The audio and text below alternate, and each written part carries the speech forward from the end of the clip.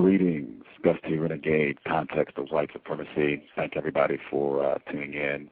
Another episode. Hopefully we will have constructive information about the system of racism, white supremacy, and information to correct that, to establish a system of justice. Wanted to, first up, sorry for the reschedule on the program. Yesterday, it was supposed to go down yesterday afternoon. The white person that I was scheduled to talk to had difficulties. We rescheduled. Should be happening tomorrow, Friday, 2 p.m. Show should be going down, so my apologies to anyone if they tuned in and thinking it was supposed to be a show yesterday and it didn't happen. Hopefully things will go off tomorrow, and hopefully it will be a very constructive and interesting broadcast. So should be tomorrow. That's 5 p.m. Eastern, 2 p.m. Pacific. Today's show, I'm taking like 2 minutes to just take care of a few things, and then I will be hushed because this is all about female victims of white supremacy and them talking about issues that affect them and how they feel disrespected or not listened to because they are female. So I will have very little to say in this broadcast, touch a few points, and then I will be quiet. First up, I wanted to thank Matt Turner 187. He featured this show on his site. Might be tuning in live. Hopefully, maybe he'll call in. He's called the show before. I appreciate all the work that he does and supporting the cows. You can check his site. It's dayofoutrage.ning. He has a broadcast here as well on Blog Talk Radio. He has a show coming up this Sunday. It's at 1 p.m. Eastern and 10 p.m. Pacific. So please support his efforts. He does a lot of stuff that's directly related to racism, white supremacy. Please check out his broadcast. Definitely want to thank everybody worldwide. I had a non-white person who said that racism, white supremacy is global. Show needs to have international listeners. I said we're already there. Listeners, I checked the other day, there were folks listening in Sweden, the Netherlands, Austria, the Philippines. My man Moving Ninja, he should be in the area of the world known as Korea. So people are already listening from all over the globe, and I hope it continues and that we get more non-white people focused on replacing white supremacy with justice. I definitely have noticed there's been an increase in listeners, and I thank everybody for supporting. I would like to make 2 requests. This should be real easy if we have listeners who are focused, dedicated, feel anything constructive is happening here. Number 1, please join the Facebook group. Back of the Bus put that together. It's wonderful. Already over 20 people have joined. All you have to do is go to my show page here at Blog Talk Radio. There's a link on the right side of the page. Just click that where it says Facebook. It'll take you to the Facebook group. You can join. You can post about shows that you've heard. You can write in for guests. You think it's somebody who has something constructive to add to our discussions on racism, white supremacy, you can put it on the Facebook group. There is a letter. C.O.W.S responded to the request from the previous program. It's posted on the Facebook group. So please join. Be interested to see more people there talking about racism, white supremacy, and sharing their views.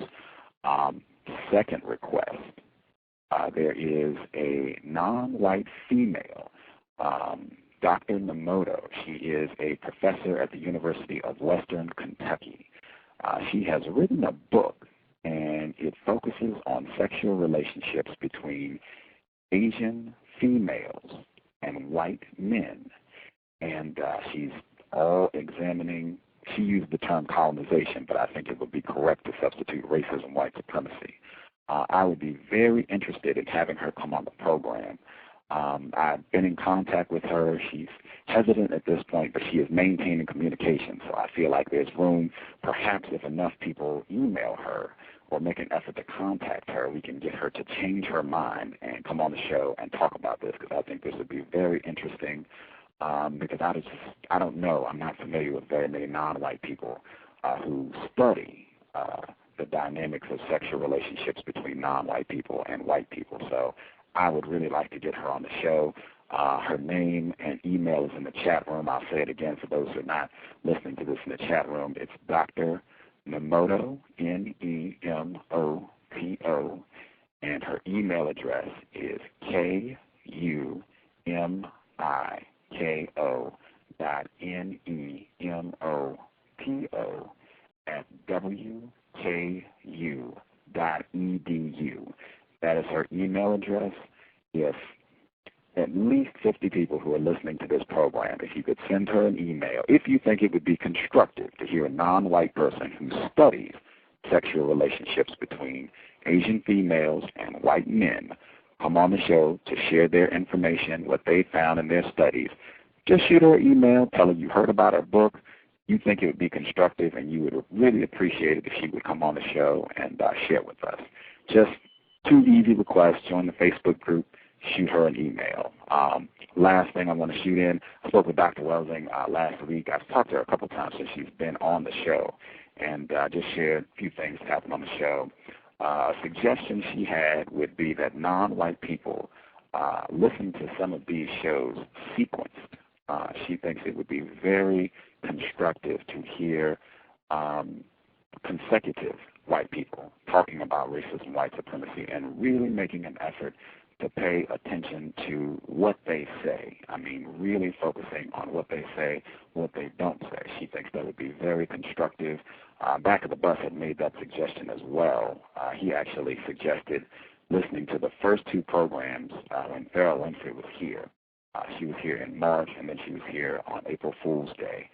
Listening to those 2 programs back to back, I can tell you that's a good test for how close you listen, because if you listen to those 2 programs back to back, you can really come to a logical conclusion that it seems like most likely Farrah Winfrey was not honest on the first program. That would be the logical conclusion to come to if you really listen to those 2 programs closely. Farrah Winfrey most likely was not honest on the first program when she was here on the Cows. I'm not going to tell you what she was dishonest about. If you are interested in seeing how well you listen to white people, check those two shows out back to back and see if you can pick out where you think she was dishonest. And then you can post it on the Facebook group. Last shout out, non-white female, Andrea, listening to the program. She might be listening live now. Appreciate the support. She's also listening to C.O.W.S programs. Very helpful.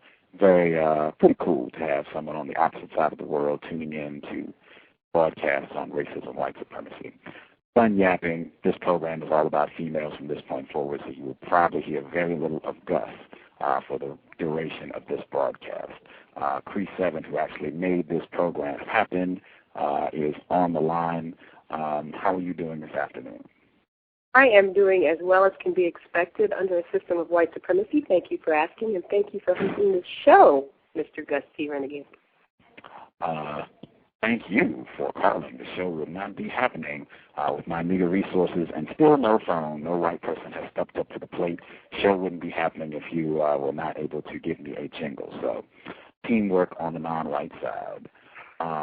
And this show is double times. Have to give credit to you for this program, because you pointed this out some time ago, that you felt non-white females are not listened to in discussions on racism, white supremacy. And I believe, and you can correct me if I'm wrong, I thought that you even said that if you were a male, you feel you would get more respect in talking about and attempting to counter racism. Is that true?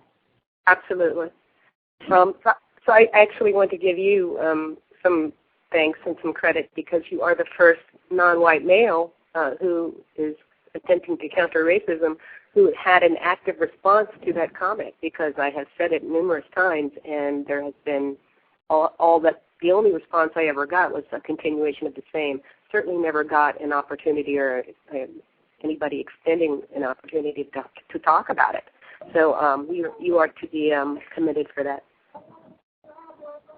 That's what we should all be looking to do, change our behavior. So hopefully this will be constructive in correcting this problem. Please, if you could share with our listeners tell them about your program, and then also tell them whatever you think it would be constructive for them to know for this program, and I will check to see if we have some other females who are going to participate in the broadcast. Okay, well, you can find my program also on Blog Talk Radio under CR Engineer, and its stated purpose is really just to help replace the system of racism with a system of justice. And because I am female, I think that it does come at it from somewhat of a different approach than Gus's, but I find Gus's program extremely constructive. And I need to share with the listeners that just watching Gus evolve over the years from hosting his show on a college radio campus to where he is now, and finding out just how steep his learning curve had been was really, he's quite a bit younger than I am, but to see how constructive he had been and how quickly he had increased his knowledge was really, really a motivator for me, and was really the reason that I started the show. And he has been so helpful in every aspect in terms of just helping me overcome my technical lack of expertise and telling me how to promote the show and giving me sources of information. I could not really have done the 4 shows that I've done. I've only done 4 without his help. But I don't know if there's anything else he wants me to talk about on that. I don't have any shows that I have scheduled, upcoming shows scheduled right now, so there's nothing to promote at this point. People are asking when I'm going to have Dr. Welsing back on, and I keep telling them I don't know, but I will ask. Soon. Soon. That would be the correct response. Just soon. Yeah. Okay. Because I think obviously people are asking. I think a lot of people would be very interested. I know I would be interested in hearing what you all discussed when it seems that perhaps some white people interfered with the broadcast and prevented us from being able to check out that program. So hopefully we will take our second chance at it, or you will take your second crack at it, and things will work out so we can check that broadcast out. In terms of females specifically, as I think some other non-white females are going to be calling in to share their thoughts as well, could you share with our listeners, I guess if they're non-white males who are listening and they maybe haven't heard this before, or if they don't believe this? I know myself as a non-white male, one of my initial thoughts was, well, I don't really feel like people listen to me either. I'm a black person, and, I'm mistreated. Nobody cares what I think either. Could you maybe kind of share with our listeners to help them understand the difference that you see, not only with yourself, but females in general, just not being given the same respect as males when it comes to attempting to counter racism? Sure. I guess the critical difference would be that, of course, I understand that as a non-white person generally, so that as a non-white male, you don't have the same credibility with anyone in discussing anything, including countering racism, that a white person, either male or female, would have. The critical difference has been that even amongst non-white people and black people specifically, I find that as a female, I have far less credibility. I'm far more likely, if I propose a new perspective or a new idea to try to move counter-racism thinking or science forward, I'm generally laughed at, cursed at, ignored, whereas if those same words came from a black male, that would be, the response would be much more positive. Oh, that's interesting. People are much more willing to co-sign on it. It seems that at one point there were 2 black females who were regularly posting on a particular site. And it seems that if a new idea, a new way of thinking about a problem or an experiment and so on comes from a male, it is embraced. Females were only, it seems, allowed, if I may use that word, without being castigated. Females are only allowed to post vigorous agreement with what black males have said.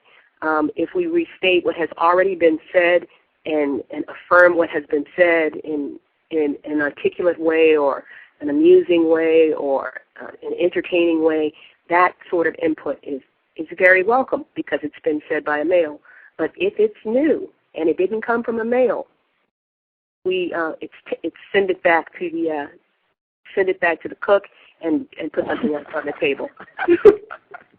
That's not funny. I shouldn't be laughing, but wow. I was do you think, because I feel like, or I'll ask, Dr. Frances Cress Welsing, female, do you feel that she is respected in her theories and her views on racism, white supremacy? I do. I think that she is somewhat of an exception. One is she's absolutely brilliant. She's the first person who put forward the psychological motivation for white supremacy, and that she didn't have a competitor, and that's to her credit because she came up with something new. But I will say this, and this is not a criticism of Dr. Welsing. I think because she focuses so heavily on the black male as being the primary target and the real reason and core motivation for racism, white supremacy, it's much easier for males to say, see what she said, it's all about us, see, listen to her. I think that if that element weren't part of her theory, I do not think it would have been embraced as fully as it has been. Do you think she would be given more respect, and that even more non-white people would listen to her if she were male? Yes. Short answer, huh? Yes, I do. Even more than she already has, which is, a lot. But yes, I absolutely think, because the merits of her ideas are so indisputable, that it's going to be hard to dismiss entirely what she has to say. But if she were a male, for instance, I don't think that John Singleton would have been the only black filmmaker to include her at the beginning of any of his films, etc. I think that if that theory had been written by a male, it would have been raised in many, many, many mainstream news articles by black authors. I could be incorrect, but that's what I believe. Yes. Wow. I'm listening to all this, and I feel I have a vested interest in this, because one of the points that you articulated when we spoke about this originally, I had never paid attention to it. Hadn't even crossed my mind. You said that there are not very many non-white females who participate in counter-racism. And I hadn't really thought about, gender demographics in terms of who is out there either posting online or giving speeches or talks or just, doing anything that is attempting to replace white supremacy with justice.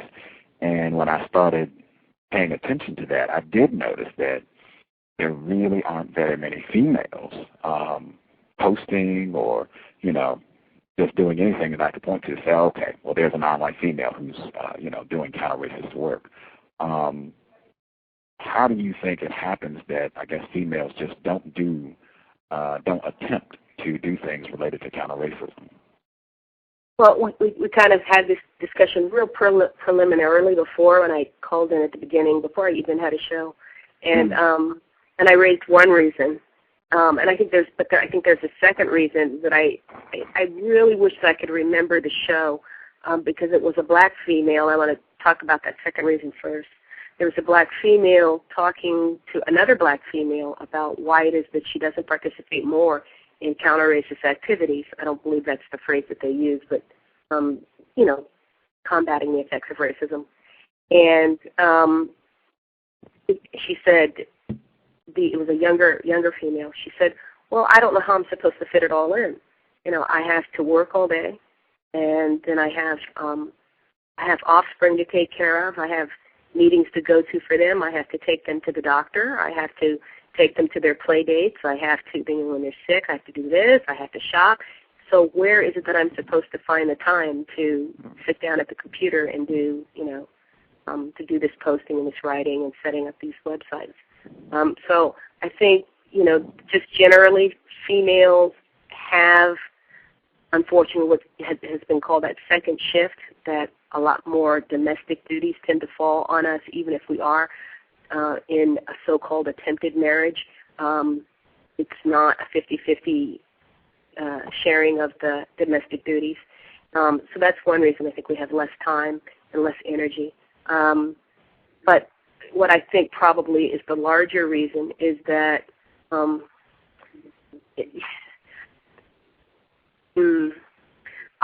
say it. I mean, I know that it sounds, I know what it's going to sound like, so I hope people will give me a chance in their mind to explain it, which is that I think that it may be biological. I do, in fact, think that there are differences in general, statistically, between a male brain and a female brain. Generally speaking, females will fight to the death, but only under very, very limited circumstances. And that is generally when our offspring are in danger, we will fight with the ferocity of any male. And you can see that across the whole animal kingdom. Other than that, we really depend upon males to do warrior-type work. And that kind of goes along also with sort of a penchant towards analysis and logical thinking. I know that there are a lot of females out there a lot of white females actually even, but black females, I think there would be quite a few of them as well, who really, really want to criticize Larry Summers and really criticize, him being named as an economic advisor because of what he said while he was at Harvard, the president of Harvard University, which is that possibly the reason that there are not more females in the sciences and math and science is that they just are less interested in it. That is something that I don't necessarily think should be taken off the table. There are things that I think females are better at than males, from my experience. Just naturally, they've done any number of studies of young males, young females, toddler, 18 months old, 12 months old, and they'll give them the exact same object, a ball or a doll, and the female will do one thing with the ball, and the male will do another. The female will look at it and rub it and roll it gently and look at its colors and maybe sit on it. When the person speaks? That is something that We picked up one female caller. Sorry about that. Oh, no, it's okay, because I didn't want this to just be a dialogue. So let me just finish this thought. Where the male, the little boy, will jump up and down on it and try to smash it and smash things with it. All of that to just demonstrate that but there have been some great female scientists, but statistically speaking, there aren't as many of us. But when we do come around, it doesn't mean that what we have to say is of less value. So that would be my response. But now that this can stop being a dialogue, I think I'd like to hear what somebody else has to say. I put down notes so we can include this as we go forward in the discussion. 206, I believe we just picked up a call. Are you there? Yes, I am. Sorry for the interruption. Oh, no, not a problem. Not a problem. You are a non-white female, correct? Correct. Okay, just for our listeners. I believe I know who this person is. I could be incorrect. Just making sure our listeners are informed. Non-white female, you are a victim of racism, white supremacy, correct? That's correct. Okay.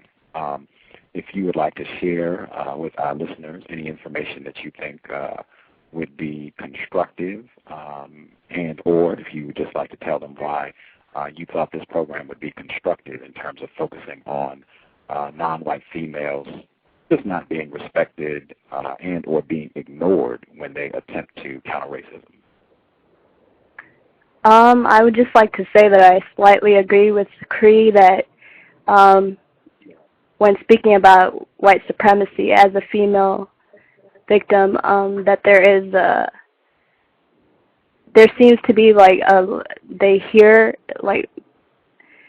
black males will listen to me, but there might be other intentions for that. But I disagree on the fact that Dr. Welsing is slightly incorrect, or not incorrect, but just focusing solely on black males. It's the fact that she understands that white supremacy is at the core of everything else, understanding white supremacy and how black males are incredibly mistreated and emasculated, and how that contributes to the whole black community as being, as not being able to be a family, not being able to have a relationship, is what she was trying to convey in her book.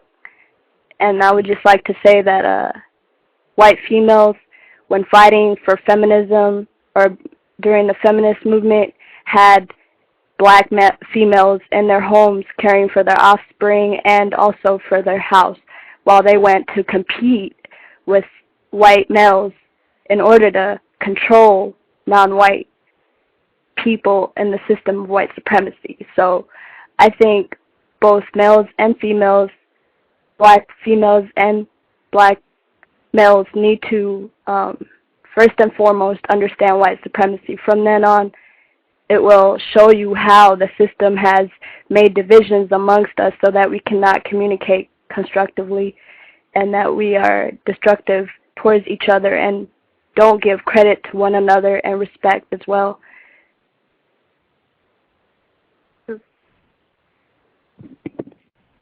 I guess that since Gus had said he wanted to process. Oh, I'm here. I'm just. I guess I should have a response to that.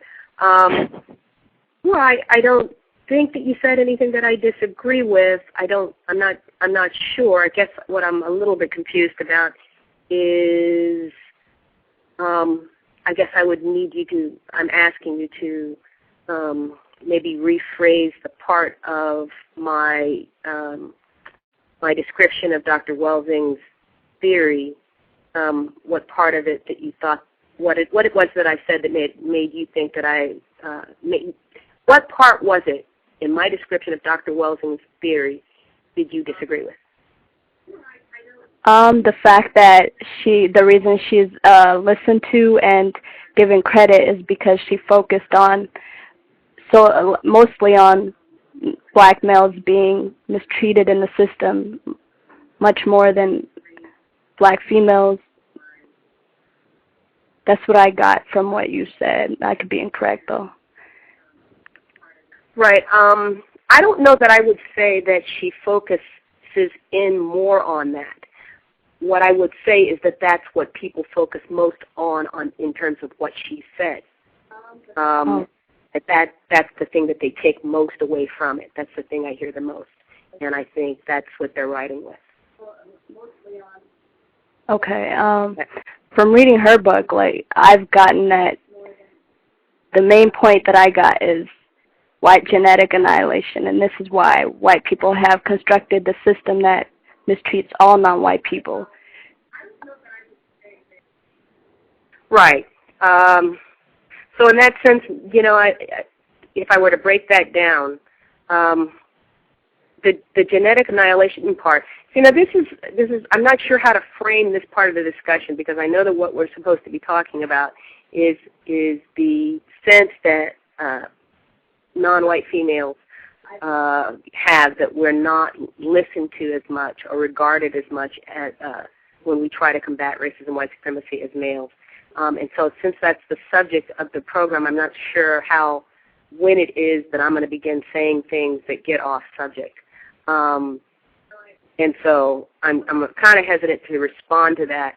One thing that I have tried very, very hard to do is to minimize my differences and to really minimize any conflict I have with what other non-white people say, and especially those who are so greatly revered and should be because of the work that they've done and how long they've been doing it against such great odds. And so there is a critical difference that I have with part of Dr. Welsing's theory that I'm not sure would be constructive for me to state as, explicitly as something that I disagree with. What I prefer to do is simply put forth my own analysis and give credit. I have publicly given credit to Dr. Welsing by saying that I would never, or it is unlikely that I would have been able to formulate the hypothesis or theory that I have about the reason and nature of white supremacy without her theory. I think that's what happens in science. Science builds upon science. You have one scientific theory that explains phenomena to an adequate degree or a certain degree, and then later another scientist takes what that theory is, combines that with new information, and refines the theory even more. And I think that that's what I've attempted to do, and I actually believe that I've done so correctly by building on Dr. Welsing's theory. But because of the situation that we're in, it's difficult for me to talk about that without promoting conflict with non-white people. And so I prefer, even when I have Dr. Welsing on the show, she'll state her position. I'm not going to explicitly disagree with the part of her theory that I disagree with because I don't know that it's constructive. But what I will say is that her theory, because it focuses on genetic annihilation, says that the critical thing that those white persons who choose to practice white supremacy, the critical part of it is that they are fearful of the black male genitalia because it is only the black male who can impose sexual intercourse and thereby affect genetic annihilation. And that is a logical, a logical outcome of her theory that genetic annihilation is the fundamental base, fear of genetic annihilation is the fundamental basis of racism. So if that is true, then yes, that would be the thing that you would fear the most. It's this imposition of sex because you cannot impose sex, a female cannot impose sexual intercourse on a male. And it is that part of her theory, though she has a lot of it, it is that part of her theory that therefore it is the black male. It is the black male that is most under attack. It's the black male that's most under attack. That part, I'm simply saying, whether it's correct or incorrect, it might even be correct, but that's the part that black males ride with. That's the horse they always ride. And because they ride that horse, that part of her theory, she is far more acceptable. She is a female that they don't have a problem accepting speaking because she's got that as a central thesis of the theory.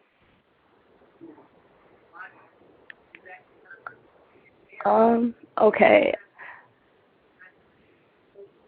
In reply to that, I think that it makes sense that why she had made that observation, and like black males are the most, they have the greatest potential to genetically annihilate white collectives. So with that said, what does that mean to the whole community, black community? Like, that's where I'm going. Like, I don't see it as a competition between who is getting treated the worst. What we need to do, I feel like, is try to communicate in a way that it doesn't create a division, because white supremacists have used this tactic to not allow any communication, constructive communication, and to understand white supremacy. So we're constantly like debating about, who's getting treated the worst, and I'm a female, so I'm also treated, it's a double thing. It's a race thing and it's a gender thing, which creates confusion, I feel like. Yeah, I agree that that's confusion. I don't have any disagreement with you on that. And yet, I thought that you agreed that black females do not get the same credibility amongst people who are attempting to counter racism, non-white people who are attempting to counter racism, as black males. So what do you think the reason is for that? Because of white supremacy. They're the ones that have built the system and conditioned us to behave in these ways. And that is why we are not looked as credible. But I would just like to add, like the previous shows that have been done on the Blog Talk Radio, it states that even black males have felt like they are not really held accountable, or just like what they say is not really heard. Right. I mean, go ahead. Oh, I was just going to say I agree. I also wanted to say I believe we might have one more female to add to the discussion. 253, are you there? Caller 253, are you on the line? Yes, I'm on the line. Oh, okay. Hello? Yes, ma'am, we can hear you. Are you a non-white female? Yes, I am. Okie dokie. I believe I know this person too. Are you subclassified so-called Asian female? Yes, I am. Okie dokie. I know this person as well. If you would like to share any information and your thoughts on this discussion as a non-white female, just anything you think would be constructive for listeners to know, and your thoughts on this subject. And I guess everybody could comment on this because Justice X, my pal, Austria, non-white female, victim of white supremacy, she wanted to know everyone's view on raising children, non-white children, and a system of white supremacy, and what impact that has on, I guess, whether that goes into females being not respected or listened to. Just your thoughts on that, if that can come up at some point in the discussion. But 253, please. Your thoughts, if you feel you're respected, and anything else you would like the audience to know about you. Sure. Well, first of all, I believe that in the system of racism and white supremacy, I see that white males dismiss and disregard things that are being said by white females often. And as a victim of racism and white supremacy, and also being victim, there's more room for mistreatment and dismissal. I did agree. Well, earlier you had said that non-white females don't participate in countering racism and white supremacy, and I just wanted to say that I do believe that many do, but as some have already said, a lot of females, they're taking care of offspring, they're taking care of the home and other things to where their time's being taken away.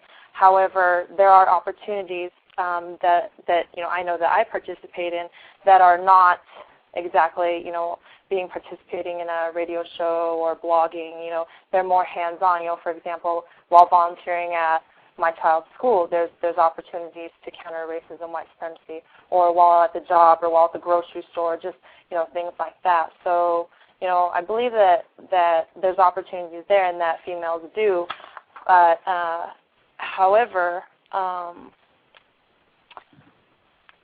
I do believe that my effectiveness in countering racism and speaking about racism and white supremacy would be more effective if I were male. And I say that through experience because I work at a restaurant and we participate in certain so-called holidays. And it was around the so-called celebrated day Mardi Gras, and I spoke up about the mistreatment of non-white people, particularly in Asian countries. The beads that are used for Mardi Gras, they're made in China, and I spoke up about the mistreatment of non-white people to the workers that were there, because everyone there, they have all the colors, all the beads, and all the decorations and everything, and we were encouraged as servers and server assistants and everything, as the staff, to wear some of the so-called Mardi Gras party favors and just beads and clothing and whatnot. And anyhow, I spoke up about the mistreatment of these workers, how they have to work 16-hour days, how their living arrangements are separated by gender, and the punishments for underperformance. And during this time, mostly the white people that I was speaking to were just like, oh yeah, whatever, and it's just for fun and this and that, and they choose to do so. And if they didn't want to work there, then they wouldn't have to. And I spoke to a non-white person, a non-white male, about it, and when he spoke up and said that he wasn't going to participate in wearing them as I did, and he said why, then people listened. The bosses were listening, and they're like, they're like, oh, sorry, go ahead. Did someone have something to say? I'm sorry, I was agreeing, and I did it audibly. I'm sorry. Okay. So, you know, when he was saying it, you know, and you know, he's a non-white male. You know, he's, you know, I guess I've observed in the past that males who might be taller in stature or bigger or whatever, you know, whatever, they seem to get more attention or get listened to more. But this particular individual, he was shorter than me, you know, just very skinny, you know, and he was getting more of that attention. And I feel that is because he was a male and he was speaking out about it. But when I was talking about it, it was jokes and laughter, and I felt really dismissed. Right. I think that's really the issue. I think before, I feel like I need to know and try to remember the names of the two people I'm talking with. And the first female, I'm sorry, what was your name? Hello? 206. I know we were the last lady that talked is Asian, and there was someone who spoke before her, and I wanted to know her name. No. I will double check to make sure she's still with us. Hopefully she will ring back in if she dropped out. But yeah, she's 206, so-called black female. I guess you can chat with the other female in the meantime. Right. What is your name, madam? The Asian female that just finished talking? Kim. Oh, Kim. Interesting. Okay. That's easy to remember. I wanted to say, too, there are other people who called in. If you want to talk, press 1. If you want to talk right now, just females. Later, I'll open it up for everybody. But right now, just females. So if you're on the line, non-white female, and you want to talk, press 1, please. Sorry for interrupting. Yeah, I thought Kim hit it right on the nail right on the head. It isn't that we are dismissing or claiming that non-white females, at least I'm not claiming that non-white females non-white females are treated worse than or even as on par with non-white males. That isn't the claim that is being made. The claim that I'm making is that when there are non-white people together talking about counter-racism and there are no white people around, the non-white female does not get the attention or the credibility that the non-white male gets. And that even if it is true that, and I believe it is true, that just from my experience it's incontestable, that non-white males, specifically black males, are treated much more viciously, although there is a fallout to black females for not having help. That non-white males, it absolutely is true from my experience, are treated much more viciously by the system of racism and white supremacy than non-white females.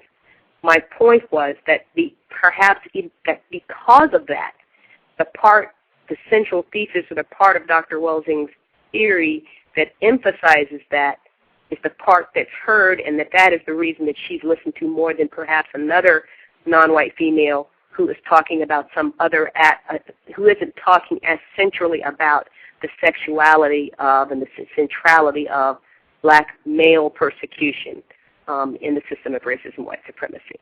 And that I think that if she were to have a talk in which she just talked about something else, say she were to have 2 or 3 talks in which that wasn't the main point, the main focus of what she was talking about. And though if she was talking about things that were still very, very valid, that had to do with combating racism and white supremacy, but she just, for 2 or 3 talks, left that out.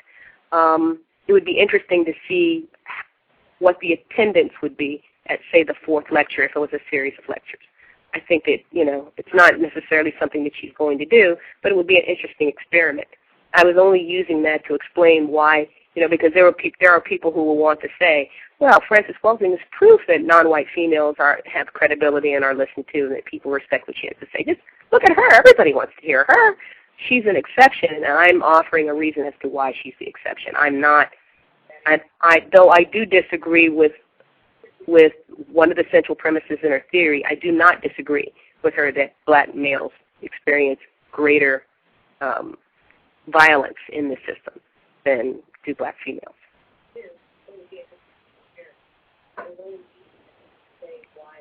Can I ask you, what is it that you disagree with, if you don't mind saying? I have to really think about whether or not is this the time and place for that. I'm trying so hard not to disagree and get into conflict, and I don't see how to avoid. Yeah, I'm not in any way. I'm not trying to cause conflict as well. Like, I just want to have a constructive conversation about, yes, we are mistreated. I'm going to go. You know what? Sorry. I am going to. I think this is the time and place. Having already said how much I respect her work, and that's on record, it's going to be recorded for posterity. I think what I disagree with is that the basic fear of the people who practice white supremacist behaviors is genetic annihilation. I believe it's something very close, but not genetic annihilation. What I believe that it is they have a fear of lack of sexual access. Basically, they will be the ones who don't get the dance, and I'm talking about the horizontal dance. If they didn't have a compensatory system of power that helps them compete sexually, they would be third, fourth, fifth, sixth sloppy seconds if they got anything at all. The white females would have more luck. They would have less luck without a system of white supremacy, but males generally have such a big sexual appetite that more females would get sex, but the problem with that is that in such a system, the females that are considered more attractive, more fertile, et cetera, would have more value, and that therefore their offspring would have access to more resources. So I do think that sex is the absolute central core of racism, white supremacy. I do not believe that the evidence bears out that it is genetic annihilation that they're afraid of, because the white male himself goes seeking, over the centuries, copious amounts of sex with non-white females, and the product of that is the wide array of colors that you see all over the world because they have been engaging in that practice and continue to engage in that practice. And the last episode that I had on my show, the guest that I had was explaining that these white males' erotic desires, part of their erotic desires in their fantasies is to have a black male impregnate their partner. So again, the phenomena to me does not seem to support a fear of genetic annihilation. If that's truly what you fear, then you just simply don't have sex with a non-white person. But the centrality of sex is, I think, indisputable. So there it is. I would like to just contribute my opinion on that. Is they desire to be or to have melanin. So in that case, I feel that is the reason why they go and have sexual encounters with black females, and historical and right now even. And also the second reason why they do that is to refine the system and make it much more confusing for non-whites collectively to say, oh, he's a white supremacist. He can't be a white supremacist because he is with a black female or a non-white female.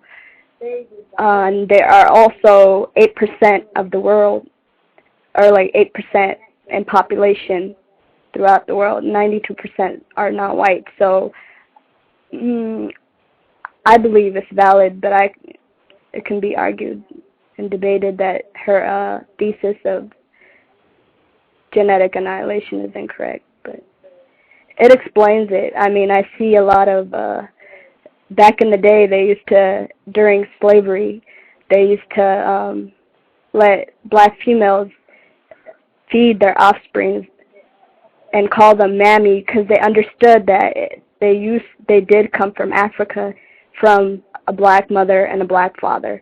So they have this in their, consciously or unconsciously, they have it in their brain computer that, they are from there, but they are also cannot have melanin, so they still have this sense of hate, and that is why they have produced a system of white supremacy, so that they can both have genetic survival and mistreat non-whites. Right. Well, go ahead. I just wanted to throw in, there's a comment in the chat room from a non-white female, Justice X, all the way from Austria, very late there. She's tuning in, and she wanted to know you all's view on what non-white females can do to counter racism and to counter being discredited when you attempt to counter racism. What are things you can do to work against that? That was her question. I'd like to hear everybody's thoughts on that. I guess, Kim, if you're there, we can start with you and then just get everybody to participate in that. Yes. Okay. Can you repeat the question? Sure. Or what you'd like your thoughts shared on? There's a non-white female in the chat room, and she wanted to hear everyone's view on what non-white females can do to counter racism and to counter the fact that non-white females are not given the same level of respect in their attempt to counter racism. What can be done? What can non-white females do to work against that? Okay. Well, this is Kim again, and I just wanted to say that as far as what non-white females can do is just keep doing it, just keep practicing, keep practicing it, because we know that we want to go towards justice and that racism, white supremacy is incorrect. And so, we keep doing it. If we get disrespected, there's a level of disrespect. I think that, I guess, I don't know, mistreatment is mistreatment, but, there's a certain level that, if people are laughing or if they're making jokes or, there's a certain level that you can just ignore and dismiss, but you just keep on working towards justice.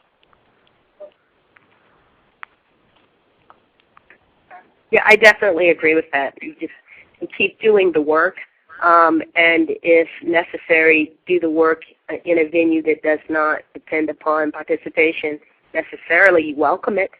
On my show, I get a lot of male participation, more than female participation, although I really appreciate the female support.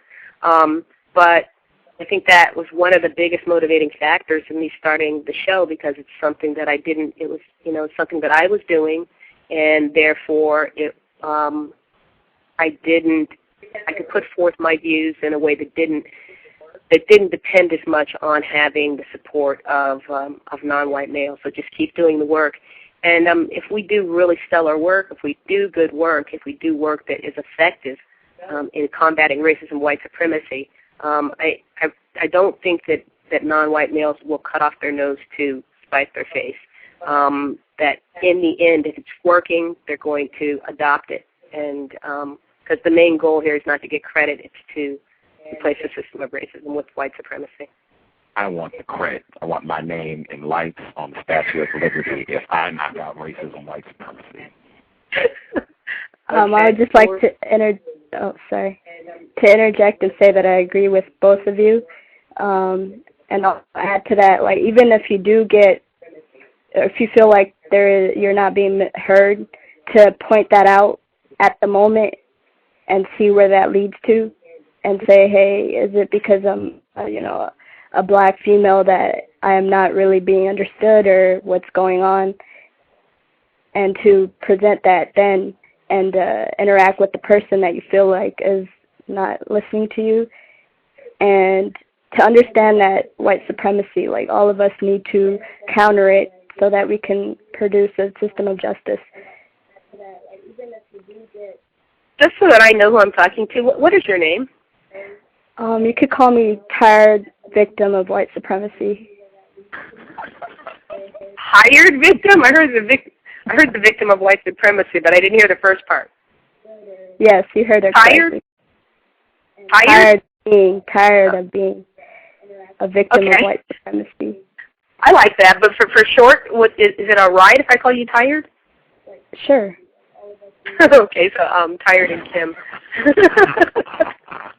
That is beautiful. I'm tired too, but I'm still Gus. But Tired shared with me prior to this show when we were discussing whether or not this would be constructive, and we both felt that it was, and based on what I've heard thus far, I think it is. She said, and I think she alluded to this earlier, that she feels that when she addresses racism, white supremacy with non-white males, that they have ulterior motives for listening to her, and she feels that it is the second strongest motivating force amongst people, being sexual intercourse. She felt that that was another way that she's disrespected when she attempts to counter racism. I was just curious if either you, Kim, or you, Cree, if either of you have experienced that as well, and if you have perhaps strategies on how to deal with that.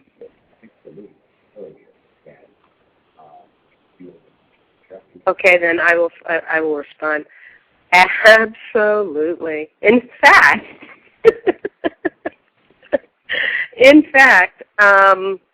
the openness to my participation seems to correlate with the degree to which I seem to be willing to entertain sexual play or intercourse or dating with the black males. It seems as if the moment that black male is certain, or non-white male is certain that that's not something I'm interested in at this time, and I can't foresee it in the near future. That is, in my experience, when the strongest opposition to anything that I have to say starts to come. Absolutely, and I think those two things go together. I think there's a way, and I'm not at all certain that all of what I'm about to say is necessarily negative. But there is a traditional way in which males and females have related to one another, and there's a traditional way that males expect females to relate to them, in my experience. And males, in my experience, expect to be in a partnership with females, but definitely in the lead position. And under a system of racism, white supremacy, there is no leader. But in a coupling situation, I think there's maybe even like a bioneurological need for him to feel that he is the leader. And when either the black female explicitly says, no, I'm not interested in dating you, or implicitly in a way that can't be ignored, or when she indicates that she is not in the position to be led by him, then that's the end of the possibility of a coupling, and therefore she's no longer listened to because that's what he wants. But in a coupling situation, I think those two things kind of go together. I would also like to point out that that white supremacists have understood that the second most powerful force is sex, and understanding that through music videos or just our interactions, like you've stated, conditioned us to constantly just focus on sex and reproduce and not really understand what the core problem is, and understand that white supremacy is the first most powerful I would also like to point out system. That white supremacists have understood that the second most powerful force. Is anybody else experiencing feedback? Because I seem to hear it might just be the telephone, but I seem to hear the speaker echoing. Oh, sorry about that. That might be me.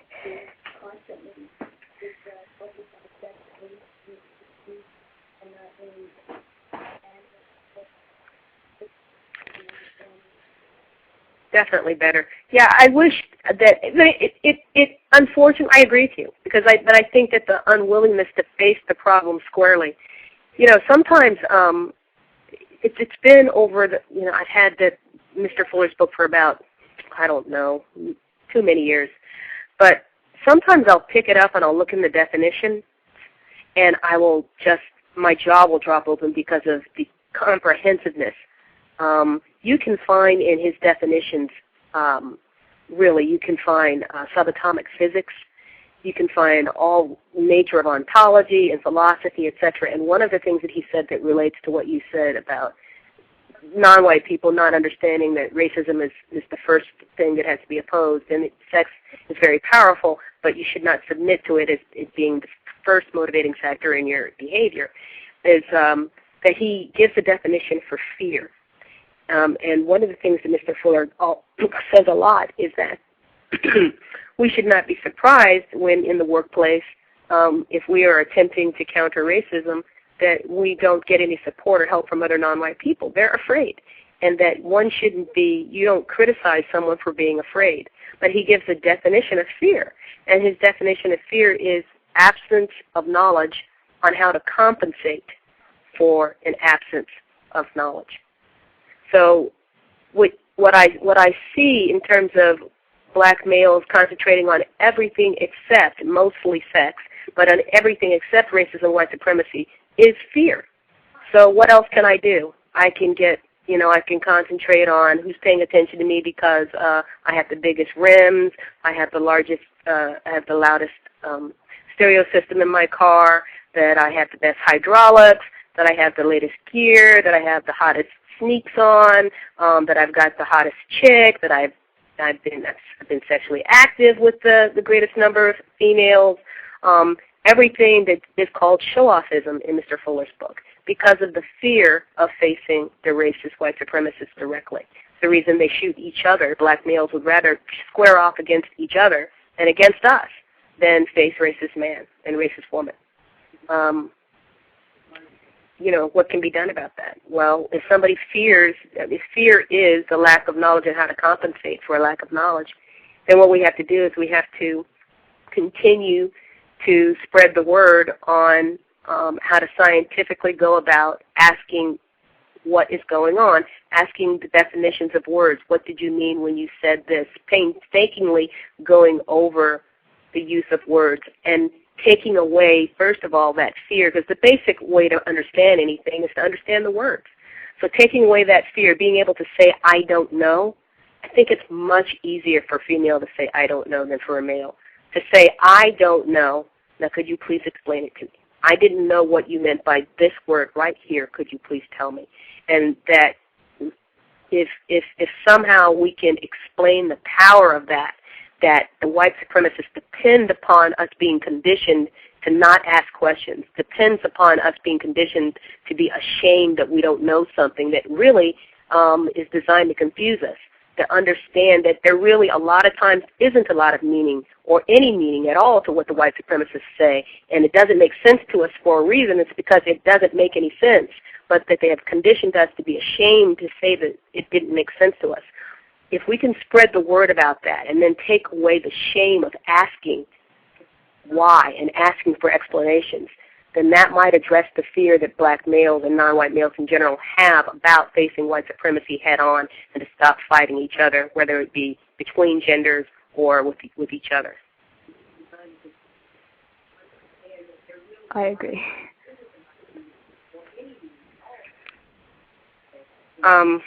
Now, the one listening in Austria, I believe it is, I think she had asked the question, what do we think about having offspring under a system of white supremacy? So I guess I'm raising that question because I have so much ambivalence about it that I think I'd like to hear somebody who maybe is less ambivalent than me.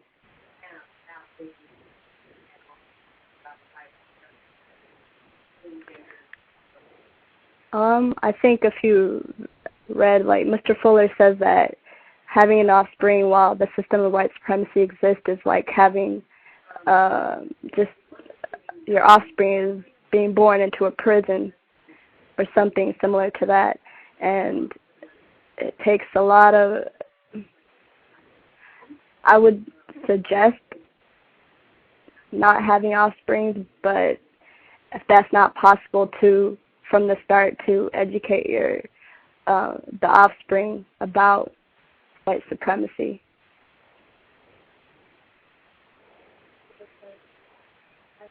What do you think, Kim?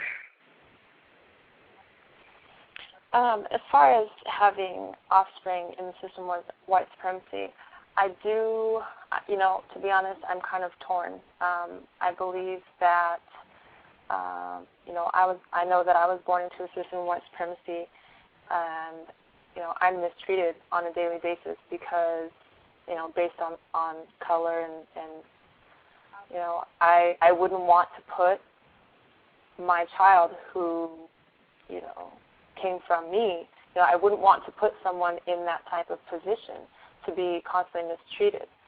However, there's also the other side of it where, we only get one go around. We only have one life. And, I feel that, in a sense, being in the system of racism, white supremacy, I am deprived of all of my opportunities. And so, I'm around that age where I'm, faced with that type of decision, I just, if it came down to the time, I would have to decide that if I was going to have one, then any offspring, that, I would have to teach them about the system and then try to help them understand and really just promote a system of justice all around them so that they can understand and try to live their life, more fully enriched and fuller than I have had the opportunity to. Right. And I echo both of those sentiments. I'm entirely ambivalent. I am so torn I wouldn't know. I am really past the point where I would consider having another offspring. Had I to do it all over again, I would be in the same position that Kim is in. I really wouldn't know. Because there is also the possibility that you're raising someone who can contribute to ending this whole thing. There's that. And there's such a strong biological urge to have offspring. But one thing is for certain, if you decide to have offspring, it really shouldn't be an option that, as you explain to them as much as they're able to understand at any given time about racism, white supremacy. And as Mr. Fuller says, you have to be prepared as a non-white female, particularly if you're a black female. You have to be prepared to do it without any assistance other than the assistance that we all get from the racist white supremacy. But don't at all depend upon the assistance of the biological father, because under System of White Supremacy, anything could happen to him at any given time. So be prepared to give up 40 years of your life, not 30, not 18, not 20, and that they have to be the central focus of everything that you do, because that's what it takes. And that's pretty stark, but that's the reality, because if you don't do that, under a system of white supremacy, you're going to be raising either, as he says, Mr. Fuller says, a monster or a monstrosity, and that's just going to contribute to the system of racism and white supremacy. So it's a very, very tough decision, very tough decision. And I might add that is the reason I am I'm glad that I don't have a television, but when I happen to walk into somebody else's house that has one, somebody else's residence, or I look at a magazine and I see these white celebrities having baby after baby after baby, I am so angry and so hurt that I could be standing in a checkout line and I want to cry, because it's like it's as if they're smashing it in our face. Look at us. Look at all we have. We can do this if we want to. And it's so difficult for us.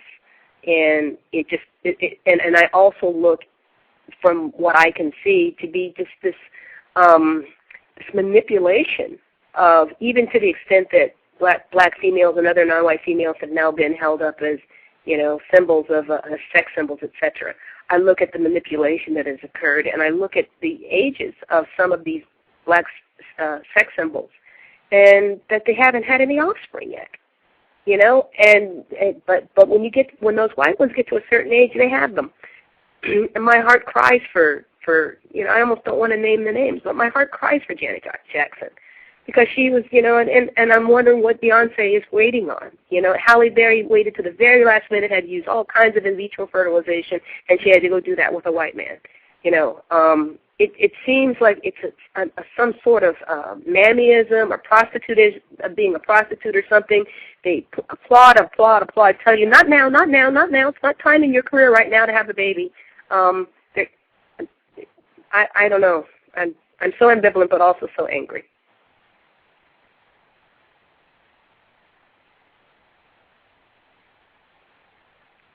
Hello?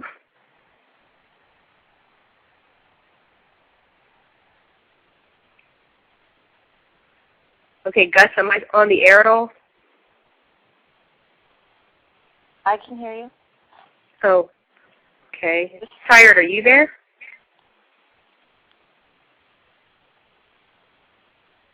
Okay, tired.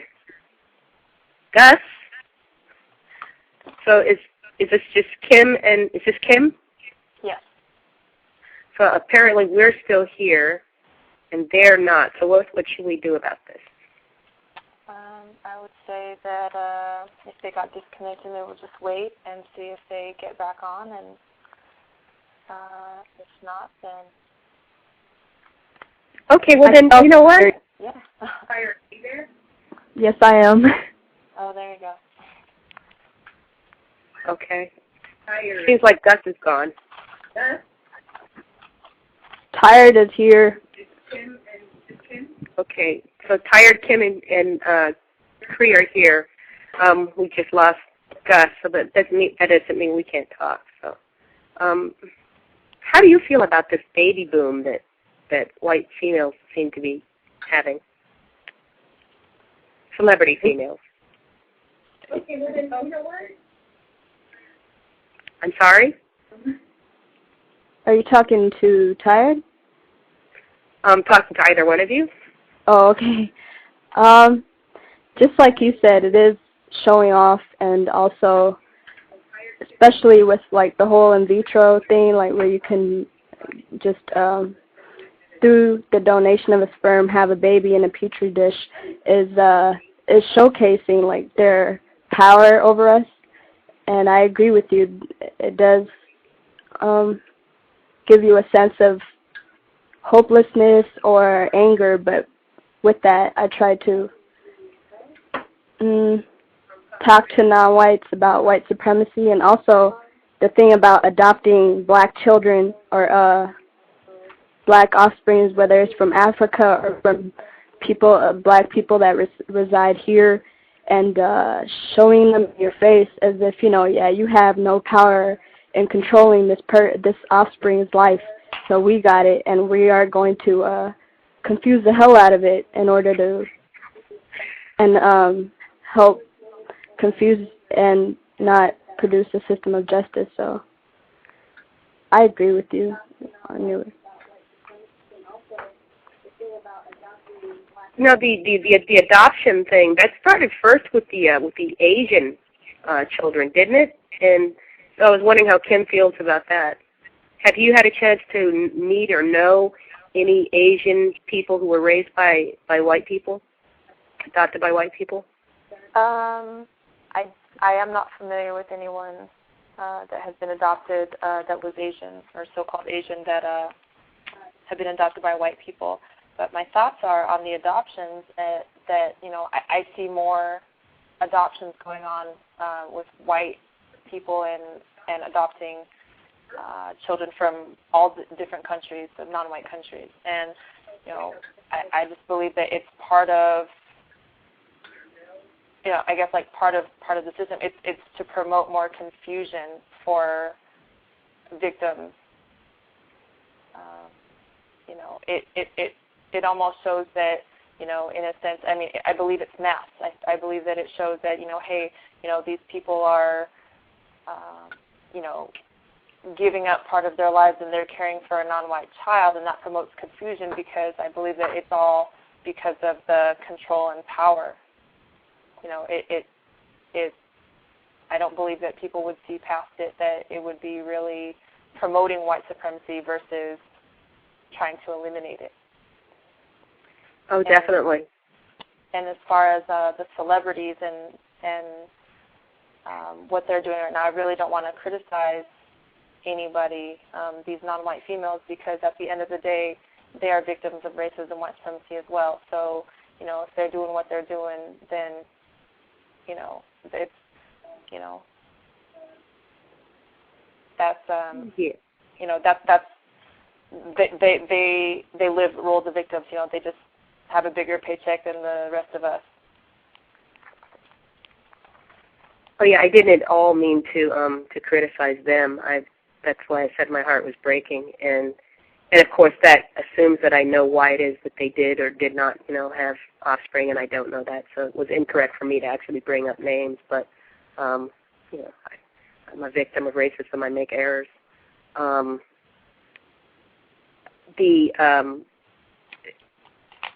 was actually going to tell a story about, I don't know what you call them. What do you call someone who's physically mature and they're non-white, right? What's a good word for that, besides victim? But how do you distinguish them from a smaller person? I don't think that we have a word for that yet. But there is a lady, okay, there's a lady who, if I saw her walking down the street, I would have simply thought she was a black lady. There was nothing that distinguished her as possibly, to me, as having a biological parent that was not black. But she worked with me in my workplace. And over a course of time, I found out that she had a black biological father and a white biological mother, but that she had been adopted and raised by two white people. And she was raised with white siblings. And we were sitting in a meeting once, and the subject of quote-unquote cultural competence came up and how you were supposed to match the social worker with the family, etc. And so she spoke up to say that she didn't want to be matched with what it looked like she should be matched with, which was black families, because culturally speaking, she had a lot more in common with white families and with families in areas around here where mostly white folks reside. And she ended that statement by saying, "I'm a white girl." And in this meeting, there were about 9 people. 3 were non-white, and the rest were white, and the supervisor in the meeting was white. And she said, "Well, I'm a white girl." This happened about 6 or 7 years ago. And I looked up at her, and I said, "Well, Nancy, I don't think you get to decide that, do you?" And she looked at me and said, "Why not? Who gets to decide that?" And I said, "Well, if you want to know if you're a white person, you have to ask somebody who's white, don't you? I would suggest if you want to know if you're white, I suggest that you ask Nora, who is our white supervisor." And so she looked at Nora, and she said, "Well, Nora, am I white?" 1, 1,000. 2, 1,000. 3, 1,000. You could hear a pin drop, and then Nora's face turned completely like red. And then Nancy interviewed it. "Well, I said," and I said, "and wait for an answer." So then she waited a couple more seconds for an answer, and Nora said, "No, you're not white." And so Nancy sunk back in her chair, and the meeting continued. And after about 2 or 3 minutes, I could see that she was very disturbed. And so I walked over to her and I said, "I'm sorry, if I caused discomfort, I didn't mean to do that." And she said, No. What you said is really logical." She just said, but then she said it really loud. She says, "But that just sucks." And it wasn't long, maybe 3 weeks after that, she quit that job. And I don't know if the two had anything to do with one another. But, I mean, that just goes to show, and Gus has commented on this several times in his show, just goes to show that when these white people who live under a system of white supremacy adopt a non-white child, it's a vicious act, because not informing that child and giving them all the information they could possibly have about white supremacy to the point where that non-white child thinks that they can even be classified as white, that kind of confusion is so vicious that I don't really know what it compares to. It's maybe on par with having sex with one of us. I don't know.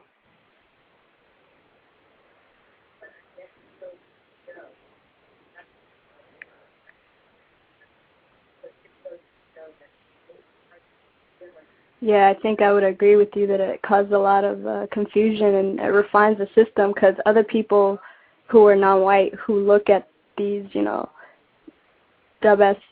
family adopting a non-white offspring will say, "Oh, see, racism is not there. They're trying to help out, and, they're assisting this person that couldn't, provide, their parents couldn't provide for them, or, the country that they're from is so poor. See, white supremacy, there is no such thing as racism." And so it just caused a lot of confusion, but I don't know if it compares to having sex with a non-white. Ooh, that's interesting. Okay, so how do you think that the latter is worse? What was that? So how do you think that the latter is possibly worse? Having sex is worse than adopting a non-white child? I don't know if it's worse. I think they both help to refine the system. Yeah. And also, like, when having sex with a non-white, a white supremacist having sex with a non-white, again, like you said, the adopted child said that she thought that she was white. Same thing as having sex with a white supremacist. When you do as a non-white, you can't really think logically. It's really true. They won't let you. That's when the conflict comes, when you try to think logically about it. They will not talk to you. And you know, have experience with that. It's like, I think, they're not going to. I just haven't seen, I haven't seen a single instance. I don't know. That's not me saying that there hasn't been one, but I haven't seen a single instance of a white person giving specific constructive information about how racism is practiced, how it has been practiced, and how to combat a particular form of it. They just talk about it in generalities, if they talk about it at all. And generally speaking, if you're in an arrangement, a sexual arrangement with a white person, they don't want to talk about it at all. And I would imagine from everything that I've heard Gus talk about, because he's done some research on it, these white adoptive parents don't talk to these non-white children about racism whatsoever. And I don't know, gosh, that just seems so vicious. I mean, it's amazing. And now they've passed these laws that prohibit considering the child's status, meaning white or non-white, in adoptions. So they just really like legally refine this massive attempted confusion. I don't know. But here we go with Barack Obama, and I think we'll probably better stay off that subject, because that could end up in a lot of conversation that could end up in hostility and conflict between non-white people. So skip that part. I wanted to ask him about something. It's something that I experienced. I don't know. The years are starting to run together. But I went into, for the very first time, I finished eating dinner with my offspring, and we were just kind of walking our dinner off. And I passed by a tanning salon, and this is directed to you, Kim, if you're still there. I passed by a tanning salon, and I don't know how many times I have seen tanning salons. I had seen tanning salons in my life up to that point. Literally thousands of times is probably an underestimate. But for some reason, on that particular day, I decided to walk in one. I mean, a tanning salon is not something a black person would go in, you know. But in this particular instance, I just decided to take my offspring in just to take a look. There are all these businesses in there. I just thought I would just walk in and take a look and see what the layout was and walk out. And to my great surprise, behind the counter, being the receptionist, was this golden-skinned Asian, a so-called Asian, behind the counter. Golden, who was naturally had quite a bit of color to her, and obviously had done some tanning. But all of the customers, I stayed in there about 10 minutes. All of the customers who were coming in, it was a Friday about 6 p.m., were coming in for their date night tan, I guess. They were all these white people, male and female, mostly female.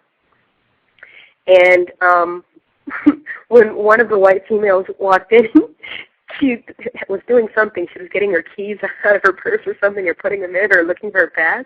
And she happened to look up and see me, and she startled as if she was naked, like she'd walked. She was in the women's bathroom, and a man walked in or something. The way she startled when she saw this black person standing in the tanning salon, and I thought that was so funny. So when she went back to her little tanning bed or something, I went over to this so-called Asian female, and I said, "That's really interesting that they have you working as a receptionist." I said, "Do very many Asian people come in to tan?" She said, no, I don't think I have ever seen one. I said, "So why do you think, because you obviously have quite a bit of color to you, why do you think they have you standing here behind the counter at a tanning salon? Are you an advertisement for how good they can look, or what? Why are you there?" And she just kind of laughed. She said, I don't know. She didn't really say anything, but I was wondering what relationship that has, if any, that you've thought about, Kim, to all of the coupling that seems to go on between white males and so-called Asian females? I'm very eager to hear this answer. I just want to interject. I got bumped off, and it would be very helpful if, Cree, if you could ring me back, that would be great. And I would like to hear Kim's answer as well. Okay, sorry. No problem. I want to hear Kim's answer, but if you could jingle me back as she's answering, that would be great. Thank you. Gus. Okay, all right.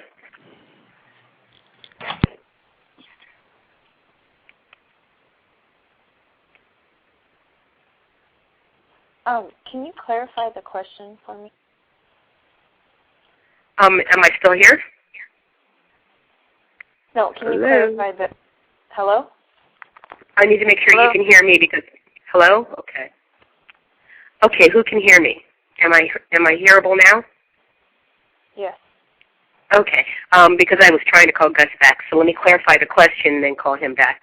I was wondering what relationship you thought, if you thought there was any relationship, if you could conjecture a relationship between the apparent strategic choice of having this tawny-skinned Asian as almost an advertisement for tanning at this tanning salon, and the choice of so many white males of getting into sexual arrangements with Asian females. And so what relationship between tawny-skinned Asian women and the choice of white males to pursue, what is the relationship between? This advertisement of the tawny Asian female as the reason that these white females should come in and get a tan. So they, obviously they could look as good as her. If I've read it right, because clearly they could have had someone white and tanned behind that counter. She was strategically chosen, almost as an advertisement. Come in and you can look as good as me, white woman. So, over the years, I have wondered what relationship that has to this phenomenon, of white men choosing these Asian females as their, sexual mates. I see. I guess first I see that so-called Asian women are sexual objects for, or play a role as sexual objects in the system of white supremacy. There's sexual slavery and slave labor and whatnot, and so that's a big part of it. As far as the white female going to tan and having the so-called Asian person being the receptionist and I guess I'll use your words as being the advertisement, for that. I believe that white females have a real dislike or even a self-hatred for themselves, and because of the way the system is, and I think that part of it is them trying, it's just part of them trying to tan is part of their insecurities. There's so much that's put into makeup and tanning and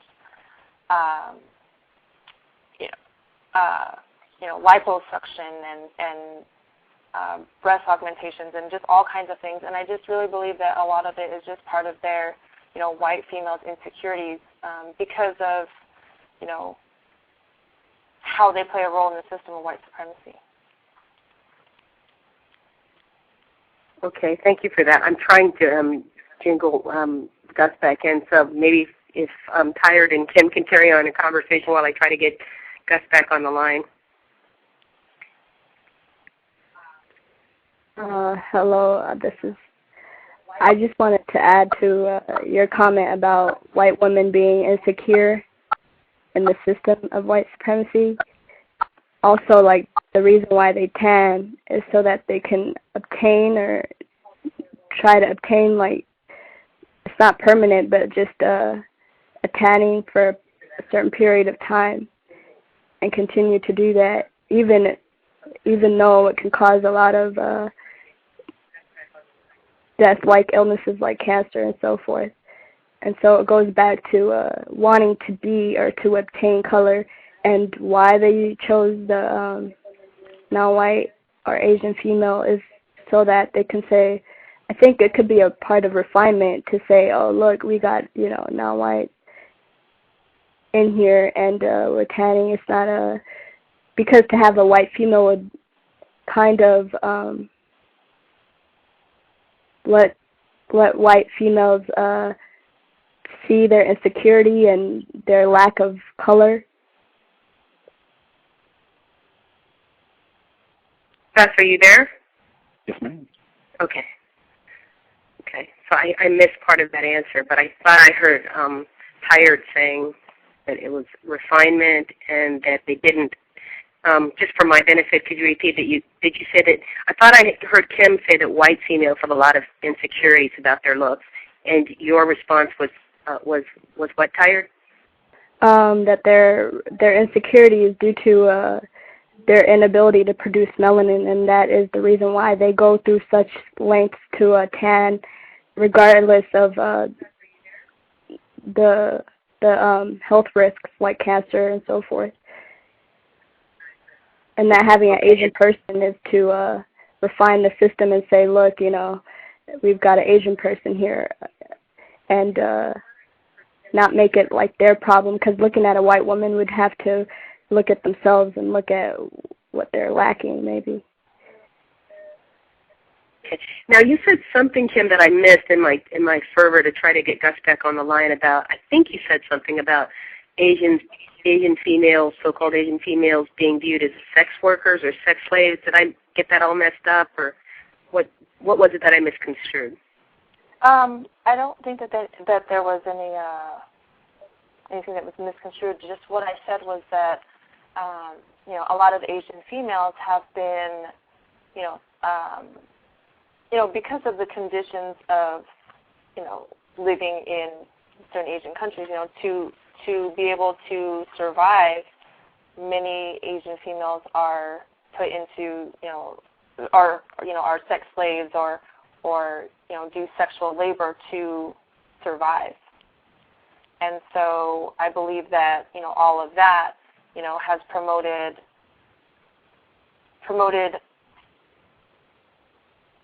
Asian females to be viewed as sex objects. For example, there's an exhibit at the Wing Luke Asian Museum in Seattle, and there's different costumes that now are joked about, and you can buy them for Halloween from Walmart, but they are the outfits that resemble the sexism with the Asian females, and that hey, you can purchase a mail order bride, or you can I'm not really sure if I'm explaining this clearly, but just that it's that Asian females are sex objects and are easily to be obtained. You can purchase one. You can go get one from a sex shop. You can it's almost like stereotypical, but it's real. Wow. I don't think that I have ever heard that analysis before. That was worth the ticket of admission for me. Wow. Price of admission. Wow. That's all I can kind of say about that.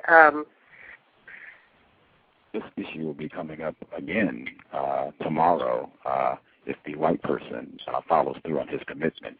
This white person has been in Korea for roughly the last 4 or 5 years and has had more than one sexual relationship with a so-called Asian female while he's been there, and is in a sexual relationship with an Asian female right now. And we talked about those dynamics in the System of White Supremacy. And, this should be coming up again tomorrow, 2 p.m.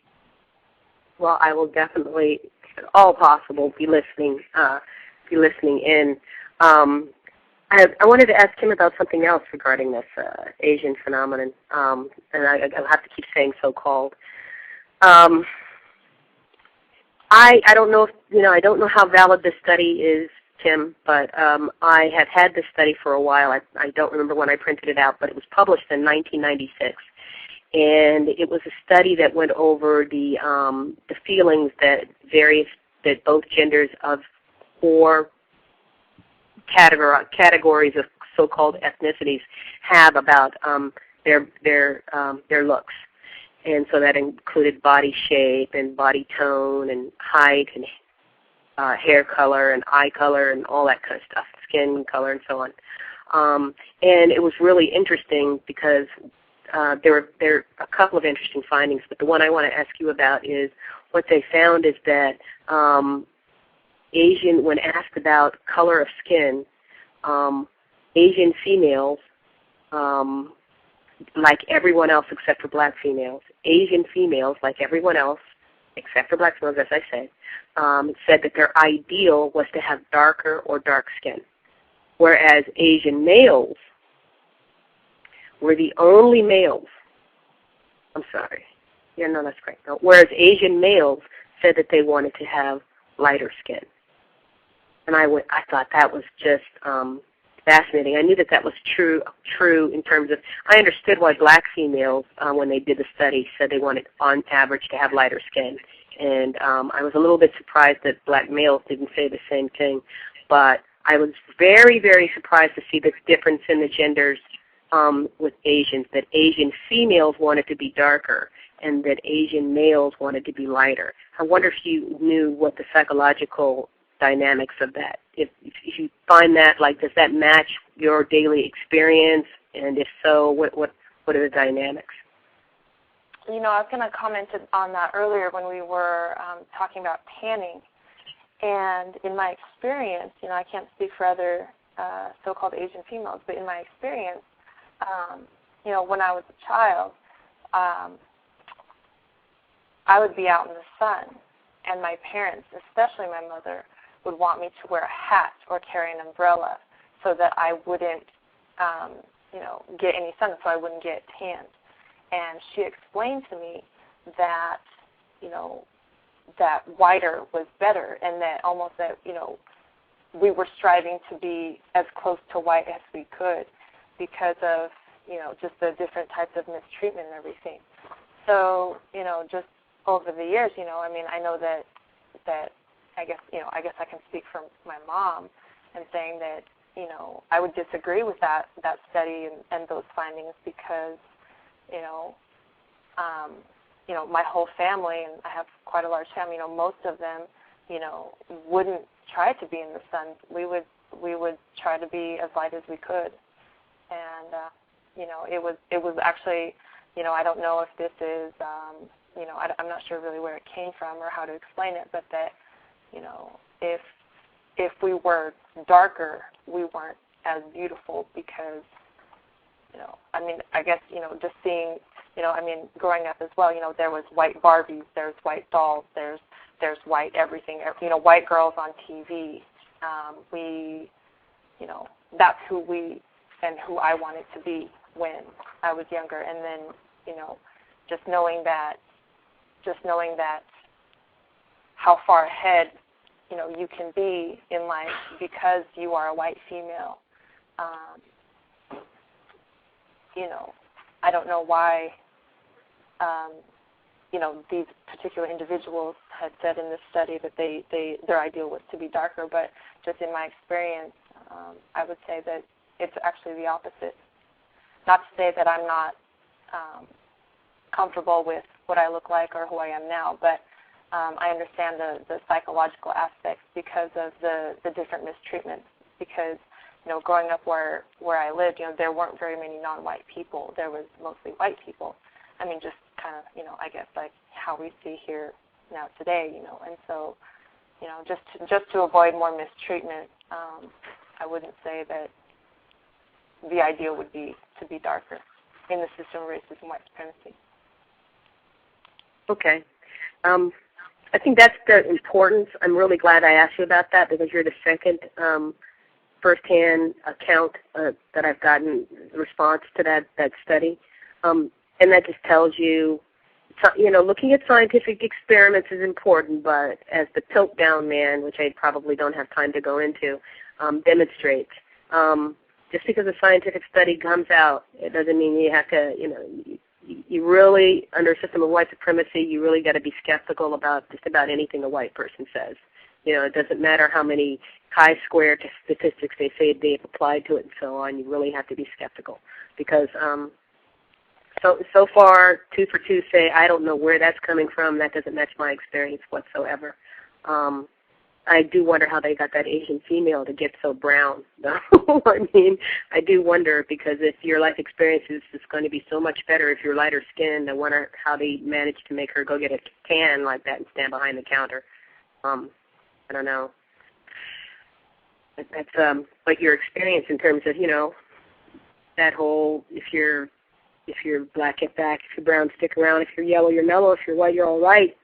That seems to be very, very comprehensive with every group of people, except possibly the deep down psychology of white people themselves. I don't know. But they've done a great job of convincing us.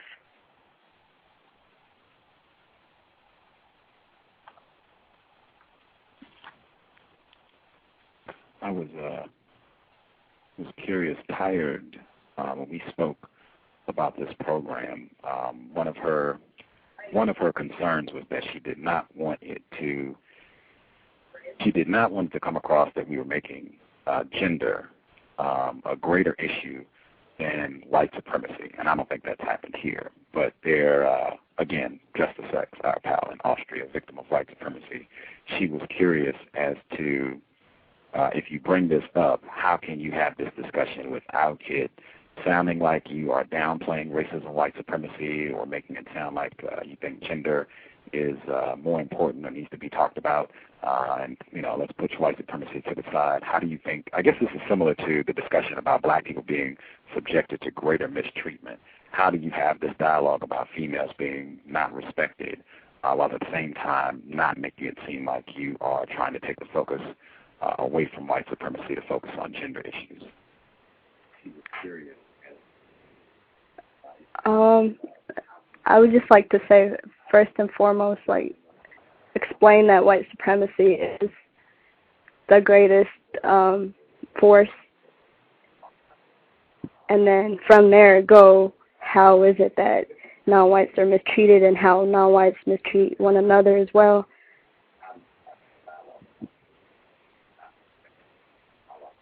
Yeah, I think I would have to co-sign on that.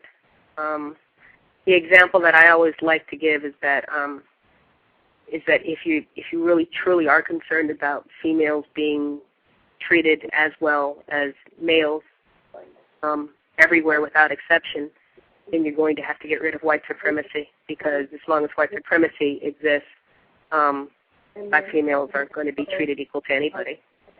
So, except other, non-white people. So you've got to get rid of the first thing, the constraining factor first, before you deal with any of the subordinate ones. You can't have, even if what you want blind people to not be mistreated, and you want blind people to receive, what they need equal to what their needs, regardless of their handicap. And not to be mistreated compared to non-blind people, at all, without exception, fine.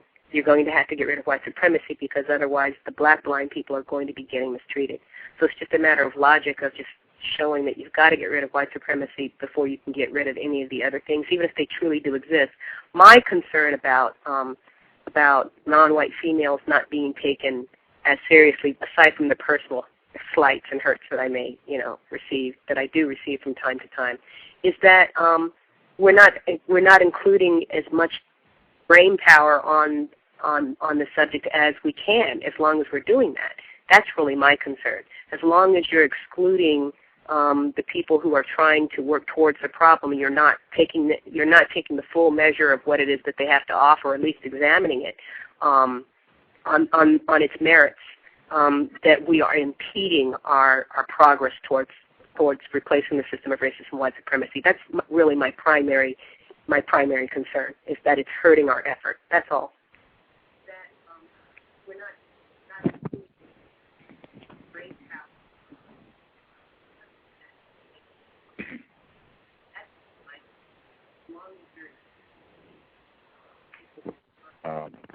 nobody had to come. I was going to ask if anybody wanted to, was interested in taking any questions from anyone, male or female.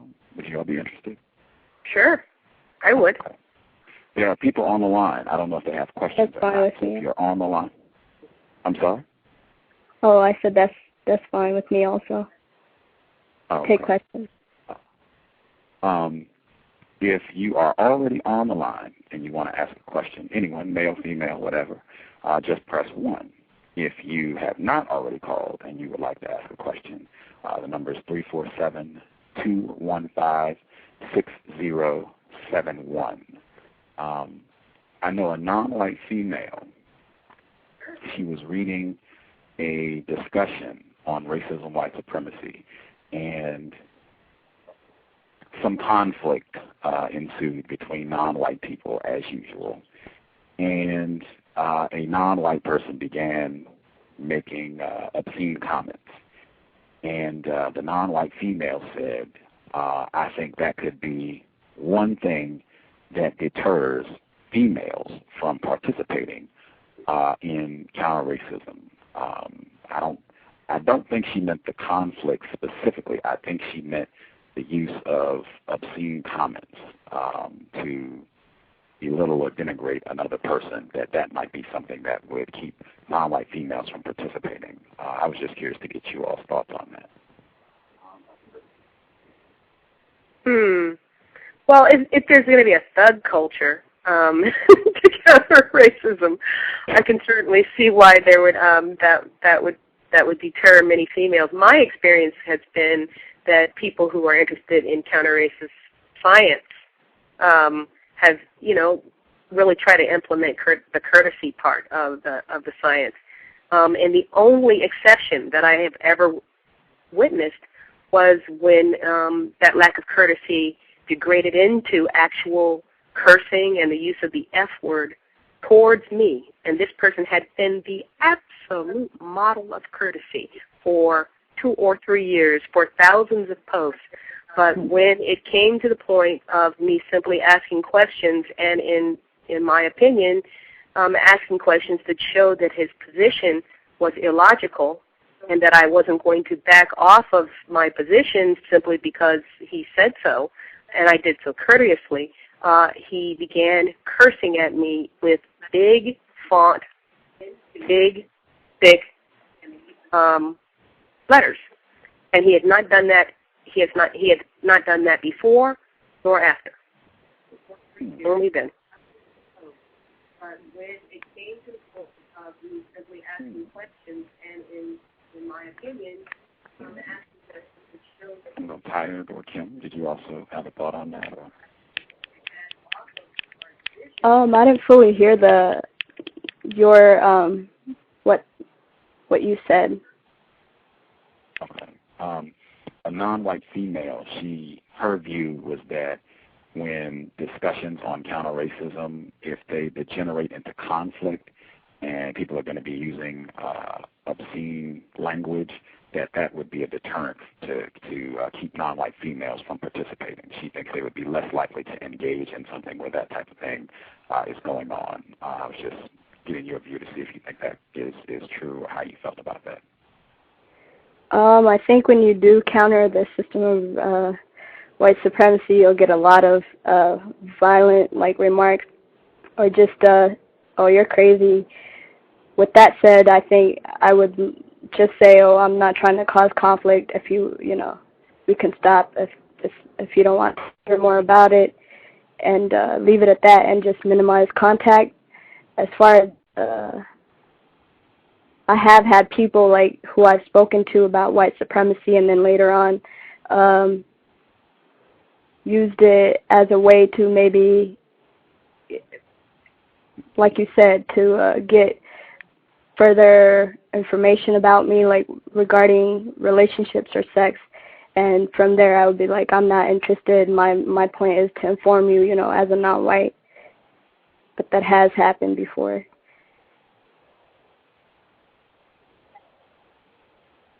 You know what's interesting, though, in terms of that being a deterrent, the cursing and so on, I have to wonder if that would be a primary reason that females would be deterred from engaging in that kind of discussion or activity, because these other programs that deal with, specifically with, and conflict, not in trying to minimize the conflict, but actually playing up the conflict between black males and black females, there is lots and lots of cursing. They curse all over the place.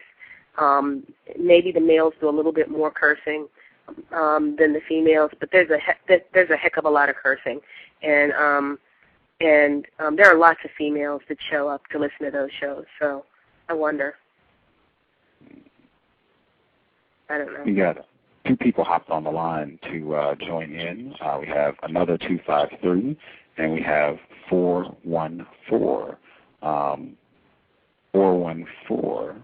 Are you there? Hey, how you doing? This is Hakima. Greetings. Good to hear from you. How are you doing? Good. I just got home from work, so I really don't know. I haven't been listening, so I don't know what you've been talking about. So. White supremacy. Okay. No, we've been talking about mostly, or they have been talking about non-white females being subjected to, or not listened to, not respected when they attempt to counter racism and other related issues. Okay. But that's been most of the discussion. Okay. I don't know if you have a thought on that, or if you have anything else you would like to add to the discussion. Feel free. I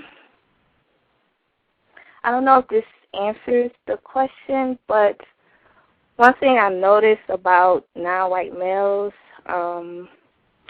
if they're looking for a partner, a lot of times they want their, non-white partner to focus on family and home life and not on, I guess, fighting against the system of white supremacy and helping to dismantle it. They think that, from what I've been told, they feel that non-white women have been fighting enough, and they think they should, I guess, step up to the plate more. So that's what I've observed. So. That's interesting. First of all, greetings, Hakima. I only know you virtually, but I feel like I have made your acquaintance virtually, even though we haven't really. So, but yeah, that's very interesting that they feel they should. You know what? If that's really true, I will applaud and hope that that is true. That they think they should step up to the plate more, and that that's great. If that were. I hope it's true. Yeah, but at the same time, I don't know. Sometimes I notice that the male sort of try to control the non-white female too. So I don't know. So, but because we were talking about that at the very beginning. I think before Kim and Tired came on the line, Gus and I were talking about that. And that really kind of matches my experience too. That there's just this expectation by males, well, however they rationalize it, that they should be the leader in all things. Right. Exactly right.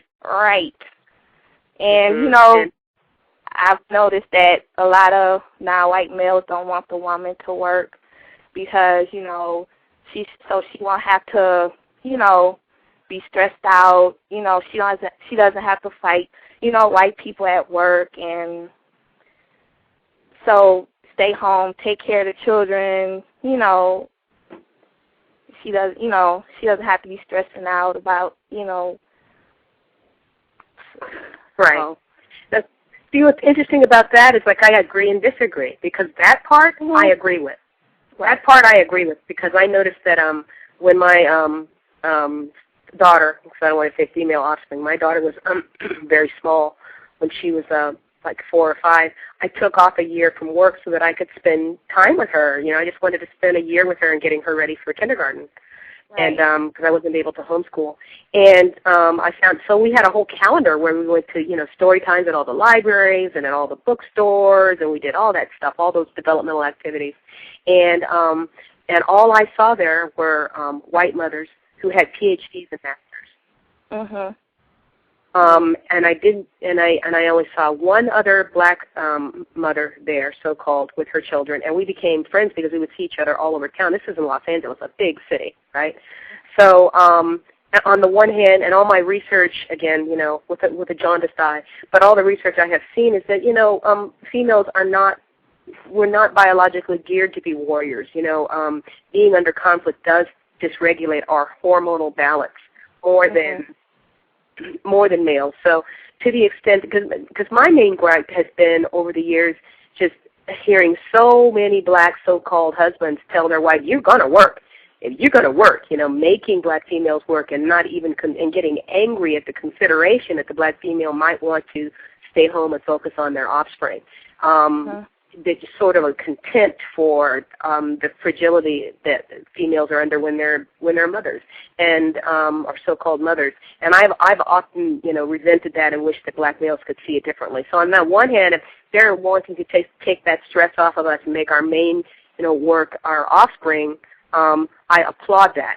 But just like he has a job outside of the home and still at all times is countering racism on his job, just like he's doing as a mother or an attempted mother, in the discretionary time, what I wouldn't understand what objection he would have to us trying to counter racism in other ways. That's the part that gets me. Right, yeah, I understand, yeah. But that's what I've picked up on. And to me, just, I don't have children yet, but, me and my husband, we're talking about having kids. It's just the thought of having kids scares me because they're going to be non-white children, and I know what they're going to have to go through. And that's just scaring me.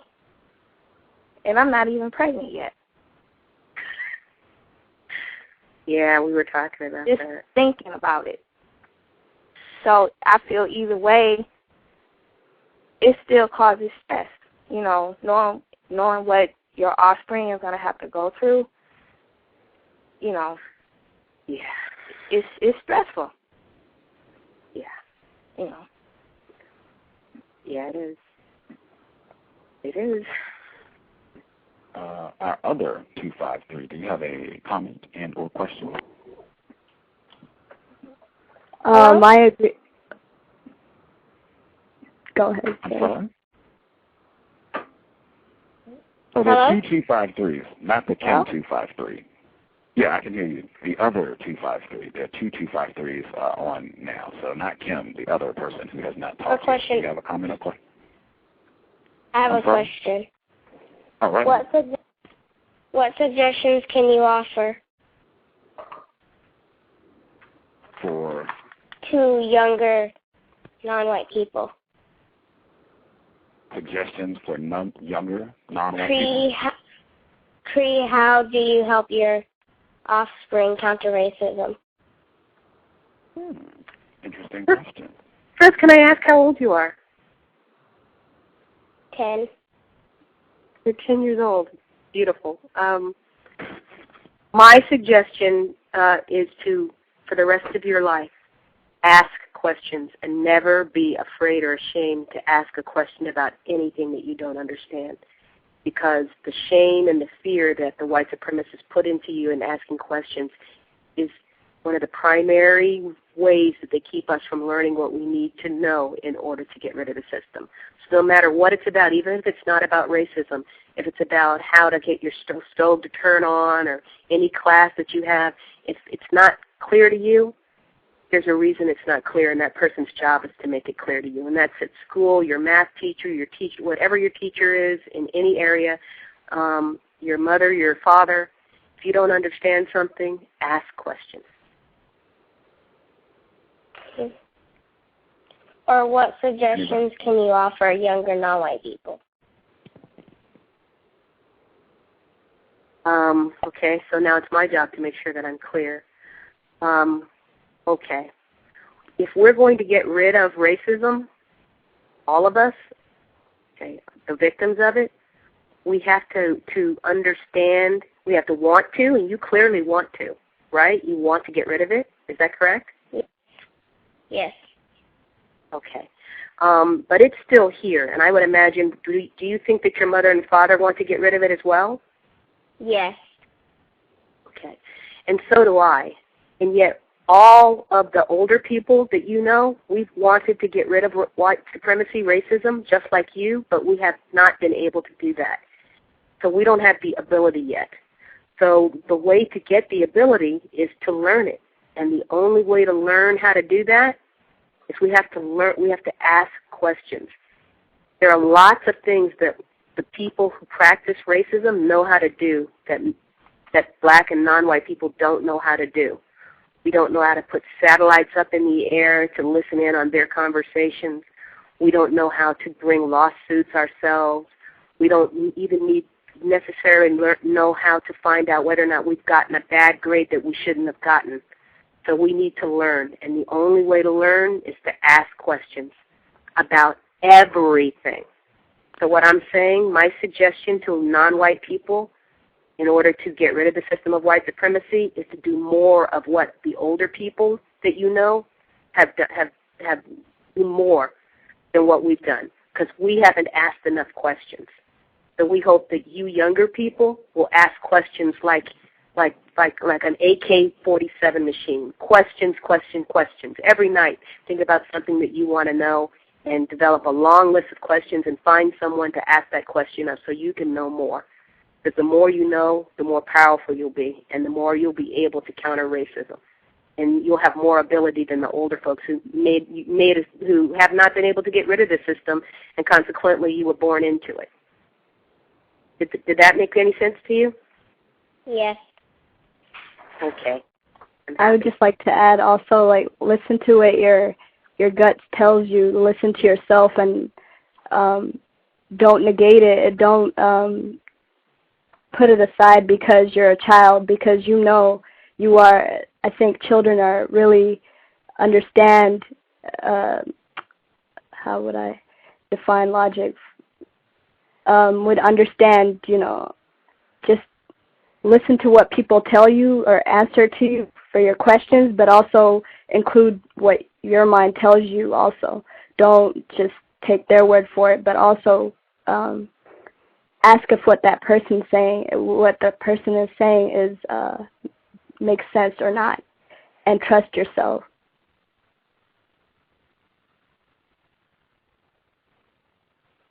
Yep, absolutely. Make sure that the answer makes sense, and if it doesn't, come up with another question and another until it makes sense. Until it makes sense to you. Don't let somebody else tell you it makes sense. If it doesn't make sense to you, it doesn't make sense to you.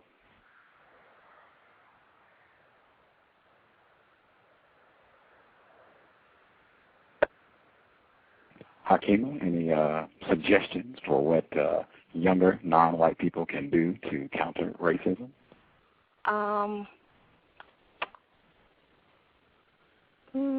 I just agree with what was said, and also question everything and really understand how the system of white supremacy works and how it functions, and also never allow no one to limit you on what you can do, and never allow anyone to kill your dreams. So.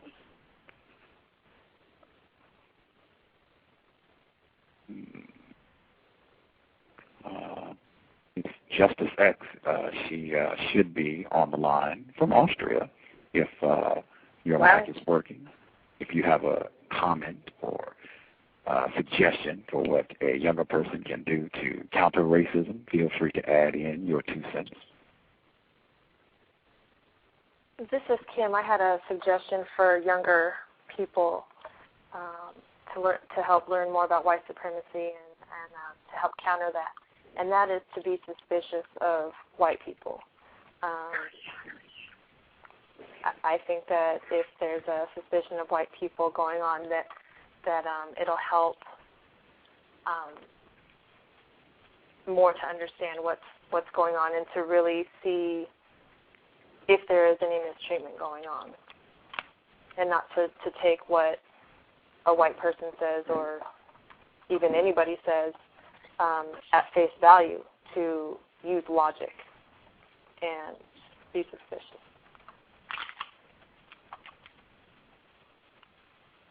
My suggestion would be words. Words are very important.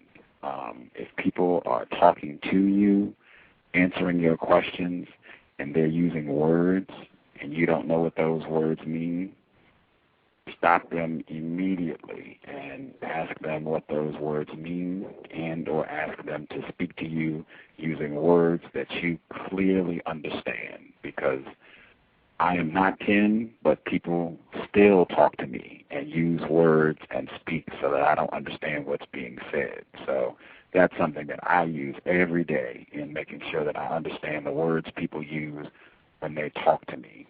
And if they can't explain the word that they're using so that you understand it, they should probably pick another word.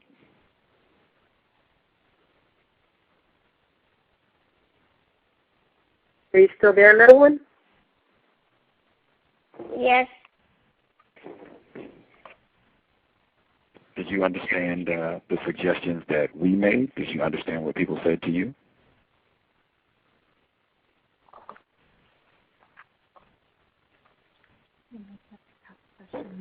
Yeah.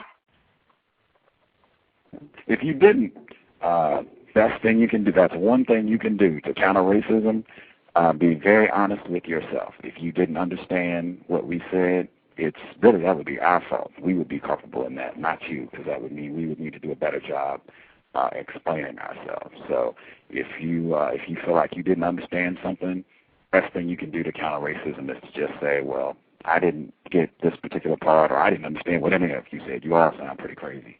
But yeah, just being honest. If you really understood it, fabulous. But if there's anything you didn't understand, let us know. And that's a habit that you really want to try to keep. If you don't understand something, just being honest and letting people know, hey, I don't understand. Please help me get this part that I don't understand. So out asking questions. You really understood everything everyone just said to you? Yes. Groovy. Outstanding. Beautiful. Everybody did a good job. Woohoo.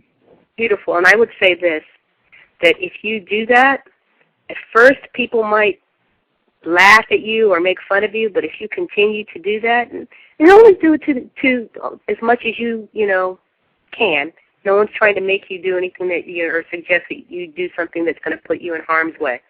But if you keep doing that and you feel okay about doing that, it will catch on. If it does catch on, if it can catch on with people your age and younger, we'll be very quickly on our way to getting rid of white supremacy. You might be the beginning of something. If you ask questions, especially about words, as Gus said, and follow your own instincts, as Hakeem, I believe it was, said, that if it didn't make sense to you, trust yourself that it didn't make sense and ask again. If you do that and you keep doing that, my goodness, it'll catch on, and we'll be in a system of justice before we know it.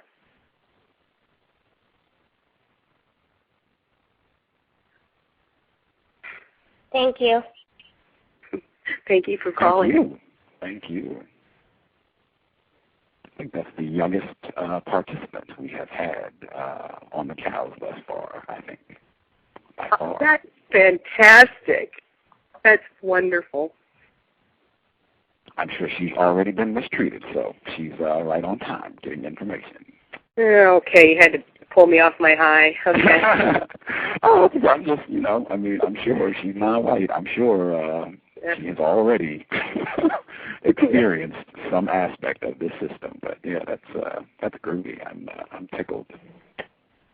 Right. You learn pretty quick. Younger victims of white supremacy catch on, like, it's logic, and they understand logic. That I think, like my niece also, she asks a lot of questions, whether it's about religion or, just skin color. So it's best to start young.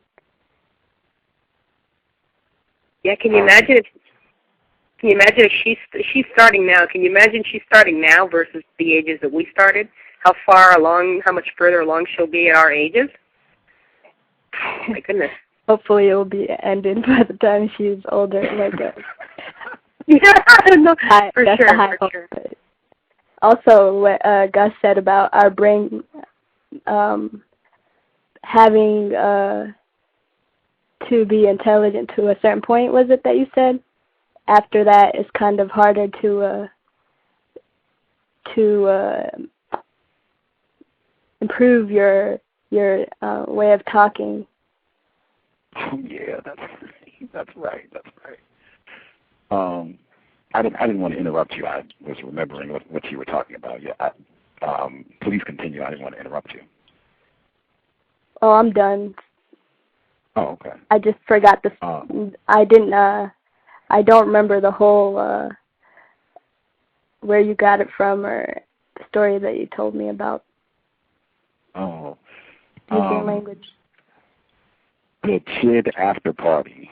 There was supposed to be a show that night because I suspected that was going to be a very constructive evening, and that party was going to be a great opportunity to get information on white supremacy, and it was. It proved to be so constructive that I could not tear myself away to get the show. But I mean, it was counter-racism was oozing out of the windows. It was so bizarre that white people were chasing non-white people to talk about white supremacy, and I have never seen that happen anywhere that I've been, where white people were literally running after non-white people saying, I want to talk about white supremacy.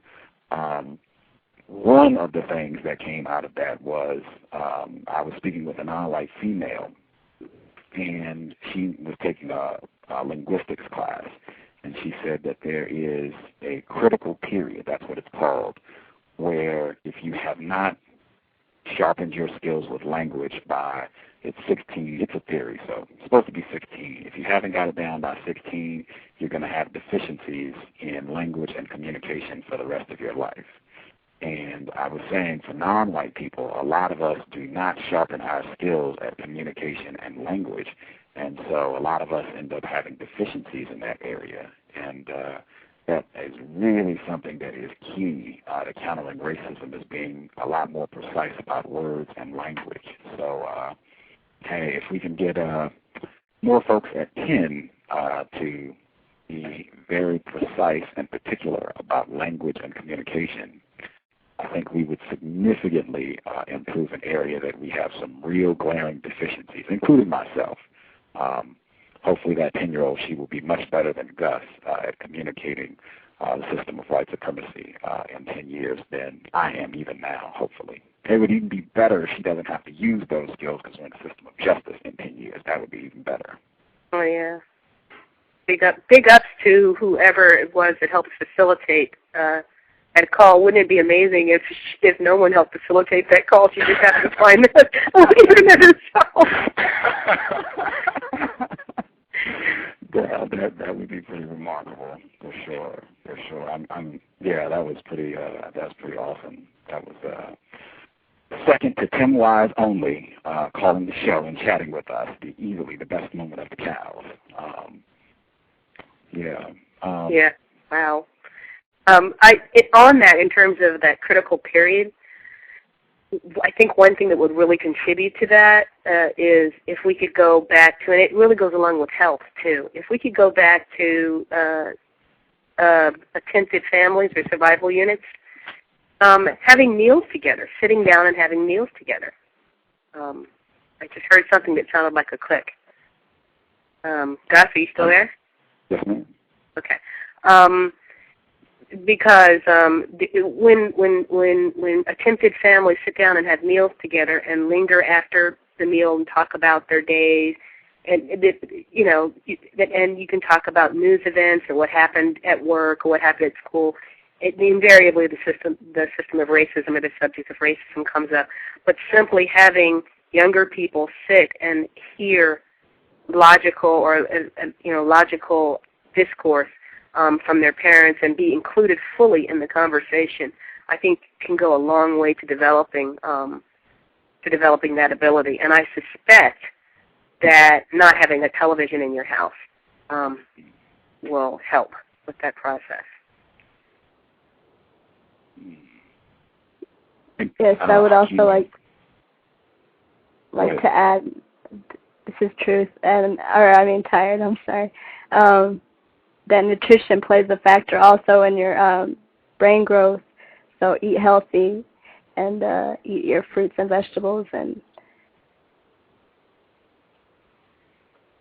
I think the dinner idea was excellent. I was just curious if any of the non-white people are on the line now, if that was an experience that they had growing up, or if you have your own families now, if that's something that you participate in, having those meals with the family and making that a really valued, experience, eating together on a consistent basis and not watching TV while you eat, that type of thing.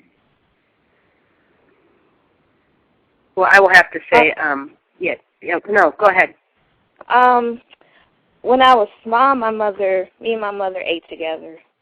We used to eat together, and I was not allowed to watch TV, only on the weekend.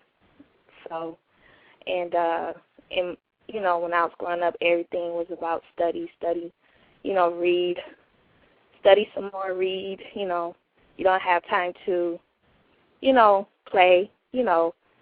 She did allow me to play, but the majority of the time was spent doing things constructive. And I hated it, but now I understand. So.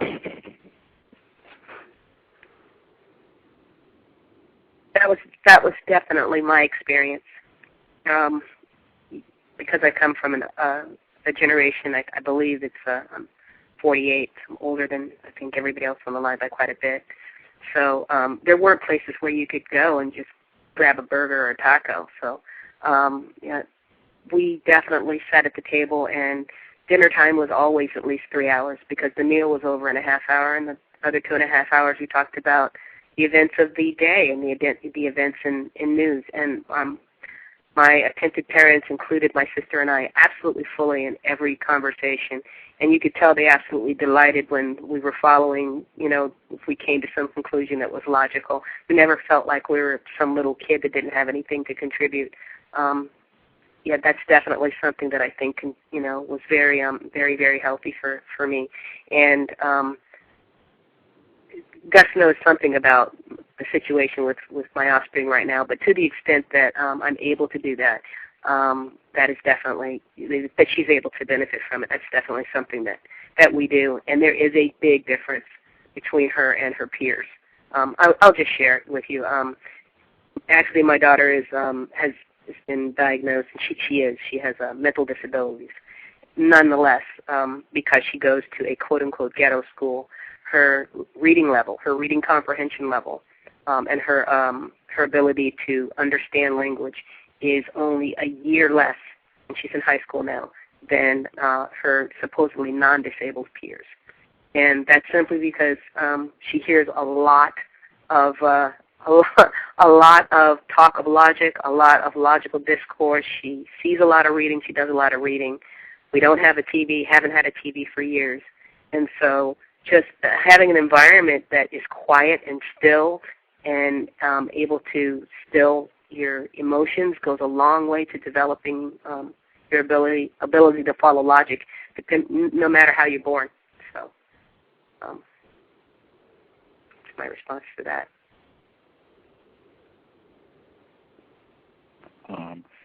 Kim, if you're still on the line, Kim, are you still there? Yes, I am. Hello? Yes, ma'am. I had a question. Since we've been chatting about this a lot on different shows and everything, I just wanted to get your view. I know myself and I believe C.O.W.S, since we did the show together, concluded that black people are treated worse than all other non-white people in the system of white supremacy, black people, darker people. I was just curious, what is your view on that? What has your experience been in terms of how you see black people treated since you are a non-black victim of white supremacy? I would agree that, in my experience, black people are mistreated more or worse than other non-white victims. some experiences that I have is going to college, and for example, if a non-white black male, he was trying to return his books at the bookstore, and he didn't have the necessary documentation to do so, and so he was denied. And then I come in and I help, and and then it just gets done. I just believe it's totally discretionary. It is, for white people and how they treat, and I do believe that black people are mistreated the most. Another experience is that I know a lady who went to the bank, and she was the driver, and then the black male, he was trying to go cash a check at the bank. He didn't have an account at the bank, and he was denied cashing the check. She merely just walks in with him, and no problem. He cashes the check. And so, there's opportunities like that, and then there's other I wouldn't call it an opportunity, but instances like that where black people are mistreated more. I really don't know. Yeah. See, those are the specific types of examples that I was hoping to get during the show that we did, Gus. Yeah, those are the thank you, Kim, because it was those types of specific examples that I was needing to hear. And you use such a key word, which is the discretion. There's just so many things, almost everything, really everything, because even up to murder can be pardoned by the President of the United States or the governor. Everything is up to the discretion of the person in power. And in our daily lives, black people always lose, or just about always lose when it comes to a matter of discretion, and white people generally win, and everybody else is in between. Would you agree? Kim? Would I agree? Yeah, I'm sorry. Let me fully understand your question before I answer that. Can you clarify your question for me? Right.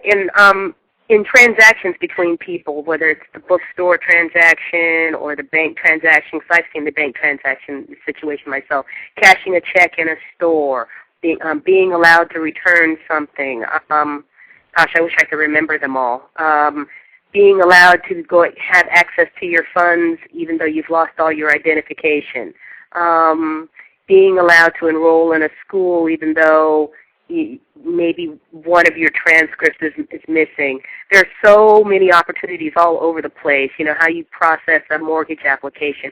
There's so many opportunities. Just about everything that requires transactions between people when a police officer comes to a scene, there's discretion as to whether or not to arrest the person or simply counsel them and move on. And once they get taken into the station, there's discretion there as to whether to charge them or let them go. Just about everything is left up. There's some room for discretion in just about everything, even up to murder. But you use the word discretion. And so I guess the conclusion that I have reached, and based on my observations and the things that you've said and so on, is that that discretion is almost always given or very often given to white people to their advantage. But that discretion is used against black people almost always. And other non-white people fall somewhere in between there. Right. I do agree with that. Okay. I guess to clarify more, I do believe that there's more discretion and that black people are less likely to be treated, quote unquote, fairly or get the help that they need in those transactions. Right. Now, I would like to ask everybody on the line a question. This is just a question to everybody, including you guys. Of all the shows that I've heard of yours, and I think I've heard every single one of them, there has been more dead air time than any other show you've done. Do you think that's because you have so many females on the air, or what do you think that's about, or why do you think that is? Well, I would definitely say for me, this is the first show where I've actually, I would say this is kind of like an open panel discussion, whereas all the other shows, it's generally been one person that I'm interviewing or one person that I'm having a conversation with, and then we take callers. So if it's two people and there's dead air, I mean, hey, I'm 50% to blame for that. The other person would be 50% to blame for that. This call has, I believe, 5 people, maybe even more. So if I'm not talking, you know, hey, there are 4 or 5 other people on the line, so there's really nothing to compel me to talk. Whereas there is one other person on the line, if they have finished answering their question or comment, I should be talking. I think that's a big part of it. I suspect the people who are on the line now are not Tim Wise or Dr. Welsing or Dr. Neely Fuller Jr. or Dr. Eddie Moore Jr. These people spend a significant amount of their time and energy speaking publicly about racism. I would say far and away more time than probably anyone on this on the line now spends talking publicly about racism, white supremacy. So I suspect that has a big that's a big influencing factor on maybe why there's so much dead airspace. You said significantly more dead airspace in this show than in other programs, but I could be incorrect, and that might not even be true. I might have to go back and listen to this to see if that is the case, but you know, that would be my guess as to what could be happening. Because it would be interesting if you had a panel discussion of 5 guys. Mm-hmm. I wonder if they would be talking all over each other. That could be. My reason for not speaking as much is because if I agree, I'm not saying anything, or I'm just listening. Otherwise, I don't want to cut in as someone is speaking, which I have done a couple times. So that's my reason for trying to listen and also gather my words and know what I need to say. Hello? Hello? Yes. Hello? Oh, I guess the reason why I don't speak a lot, I don't speak a lot, so if I want to say something, I will say it, but generally I listen a lot. And I've learned that by listening a lot, it has helped me. And just being quiet, I'm able to pick up more. So I realized that.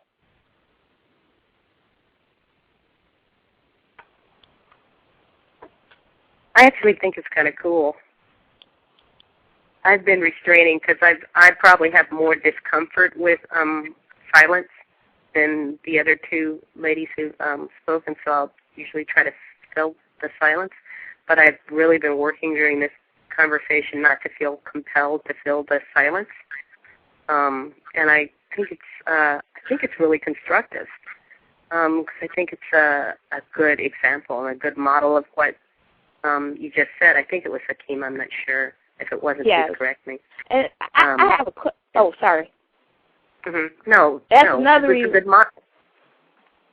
That's another reason why I stay quiet too. Because if I know somebody who talks a lot, I will talk, and I have a tendency to interrupt the person. So I'm sorry, but also too, I always wondered why does that bother people? Because I just quit my job, and when I've worked there over the years, my boss always told me to speak more, engage with the patients more, speak to them, and I don't know, it always made me self-conscious, and I always thought that the patients thought I was being mean to them. And when I quit, and when I told all the patients that I quit my job, a lot of them were very, very sad. And the people that I was not close to, I didn't speak to as much. They said I was a very nice person, and I told them what my plans were. What my plans were, what I was planning to do, and I said I plan to be a doctor, and they said you will be good at it because you are quiet and you listen. Wow. And I noticed that with some people, they do get offended, especially white people. They get offended about me being quiet. And I always wondered, why does that offend people, you know? Well, I do have a take on what... Mm-hmm. So there I go interrupting. Go ahead. Oh, go ahead. It's a contest now. You were talking. Go ahead. No, I'm done. I was listening. I do have a take on why it offends white people particularly, because white people like to know that they're in command of every situation, and they don't. It's like you have to be an on-command performance for them. It's like, how dare you be quiet? Perform for me. If I say perform for me. You have no right to be lost in your own thoughts or thinking your own thoughts. And what is it that you're thinking that I don't know about? You're supposed to want to please me. So talk, and I'll let you know when to stop. The idea that you feel that you have the right to be quiet if you want to is offensive to the power relationship of white versus non-white. Because I've heard that complaint over and over again. And as much as I'm uncomfortable with silence in certain instances, I've had jobs where I have deliberately been quiet, and I've been told to talk. You know, on threats of being charged of acting incorrectly on my job because I didn't talk enough. I've heard that any number of times, and even just like out, like standing in the aisle at the grocery store, or riding the trolley, or being anywhere. All of a sudden, some white person will just start talking to you like you don't even know them, and they just think they have the right to totally intrude on you if you're by yourself reading a book, or if you're talking to someone else, and it's like they make you respond. You know, they just feel that that's what they. It's not even feel; it's just what they do, and. What was interesting is that happened one time in a grocery aisle. I didn't know this. This guy's like, you know, he was bumming change for a beer before I went into the grocery store. And somehow he managed to bum enough to be still bumming while he was in the line behind me. And he started talking to me out of the clear blue sky. And this is the first time I ever tried this. And this is how I know this is what they're doing. And he started talking to me, and all I did is turn around and say, "Sir, sir, if you weren't white, and that's all I said. That's as far as I could get it out. Sir, if you weren't white," and he put his hand up like, "Sorry." He knew exactly what I was about to say because he knew what he was doing. Because I was going to say, "Sir, if you weren't white, would you be, you know, addressing me in that way, thinking that you could talk to me?" That's how I know that's what they're doing. Okay. Yeah, because I've run into that a couple of times, you know. You need to smile more, you know. I could be doing something, and sometimes I look serious. Why are you not smiling? Yeah. What is there to smile about? Give me something to smile about, and I smile. You know? Mhm. Yeah. Yeah. That comes from really that era, if you think about it, not too far from that era of what they used to call cooning. You know, the black person better not act like they're upset. You better be showing 32 all the time. Because if you act like you're not happy, you might be on the verge of doing something about it. Mm-hmm. You better do what I tell you to do and act like you like it. Yeah. Yes, I work at a grocery store also, and if I get just white shoppers, I will tend to not smile and do what needs to be done, but not really go out of my way to smile at them and greet them and so forth. I'll say hello, and then afterwards do what I need to do to get them off to where they need to go. And they do get upset if I don't, you know, entertain them and, you know, smile at them and ask them how they're doing and, you know, have a nice day. So I've gotten the same response too. They get real mad. I think they understand that, you know, I could be incorrect, but I think they understand that, you know, how they mistreat you, and Mhm. I definitely agree with that. I definitely agree with that. They have to win. They just always have to win. And they just about always do. Very good. Very good. 862, are you there? Do you have a question or comment? 862?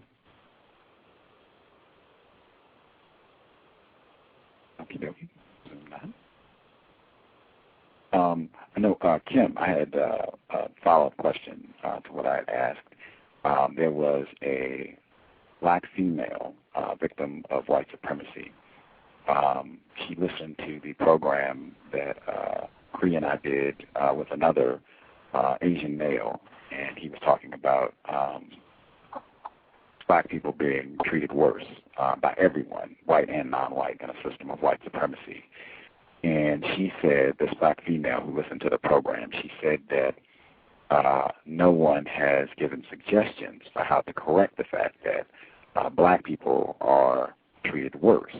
And she said, would Yellow Manny, she said she would ask him, does he think one way to correct that problem would be for black people to not invest their time, energy, any resources in other non-white people's businesses, anything that they're doing, as long as black people are being mistreated by everybody.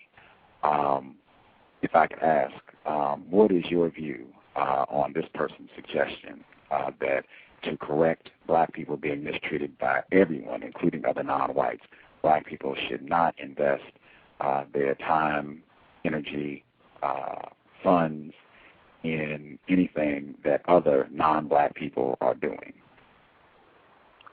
I would say my suggestion would be, and is this just specifically to black males or to black males and or females? Both, just black people in general. Oh, black people in general. I would say, people have to invest in something positive. People, we're working towards the system of justice, and that, if a black person was investing their time, energy, funds, they have to see it as,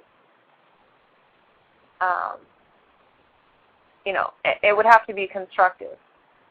And so, one way to do that is, if there was, other non-white associations, like with a black person associating with another non-white person, then, see how that non-white person can help them.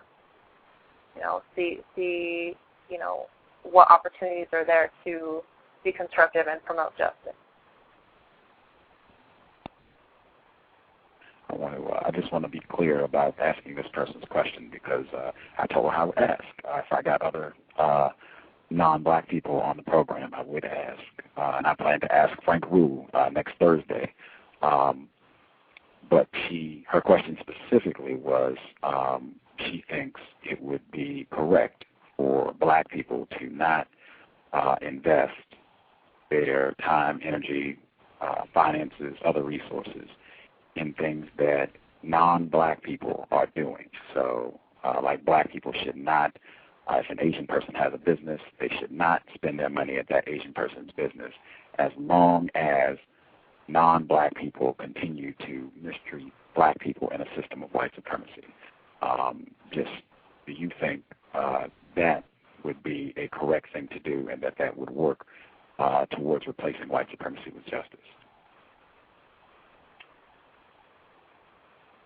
I'd have to say I don't know.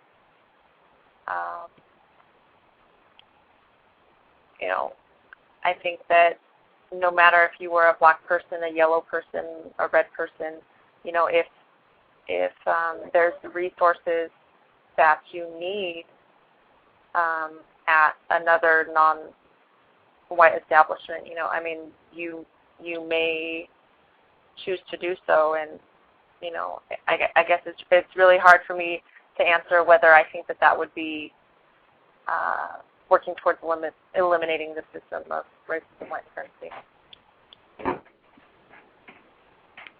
Well, Gus, I think the inherent problem with that question, with that suggestion, is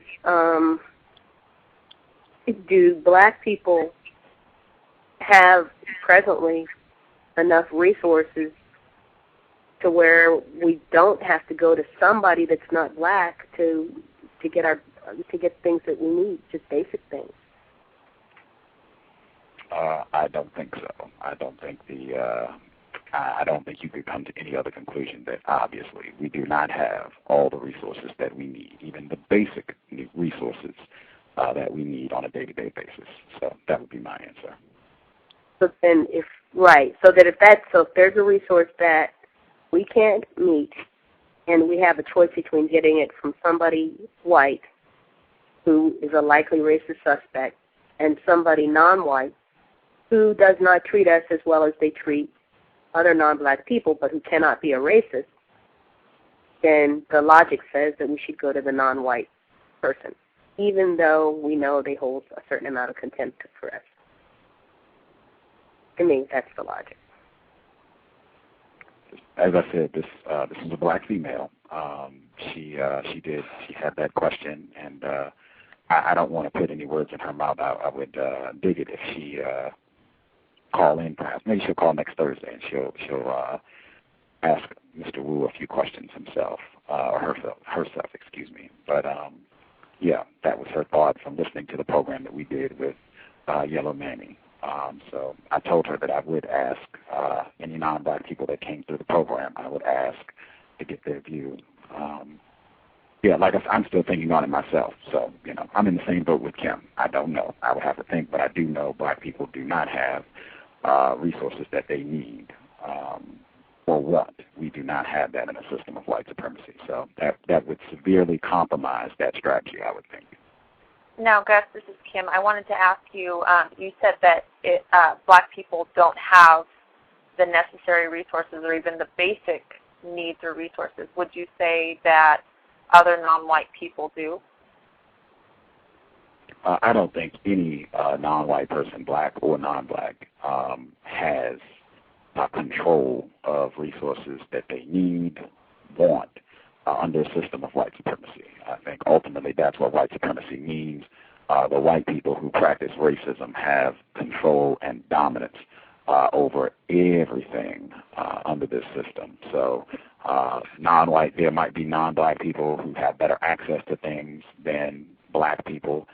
Yes, I believe that that's true, that white people give individuals who are not black better access to things, but that access can be quickly taken away. And I think that has been demonstrated consistently, whether the internment camps happen to so-called Japanese people right in this area, Seattle, Washington, or myriad of other examples.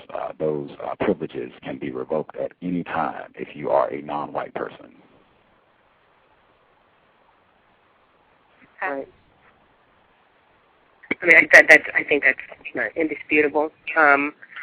What a non-white, actually a black male, suggested to me as a strategy wasn't about the shopping part, but that in terms of organizing and minimizing conflict, that black people focus in on helping black people counter racism, white supremacy, and that so-called Asians focus in on helping Asians counter racism, white supremacy, and so-called Hispanics or Latinos do the same, and that, kind of each work in our own individual, independent cells. That was the suggestion that he offered. Knowing that we're all victims of white supremacy, but that if black people invest our time in helping people who do not return the favor, that maybe that isn't a logical thing to do.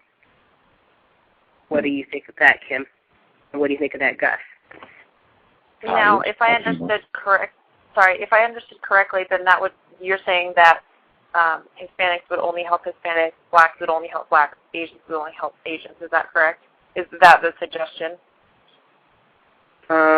In terms of helping in terms of helping to understand the system, right? Not like helping like if an Asian comes in that's being mistreated, that a black person wouldn't help them. not like that, but just in terms of helping other non-white people understand the system of white supremacy and how to combat it, that we should work in cells in that way.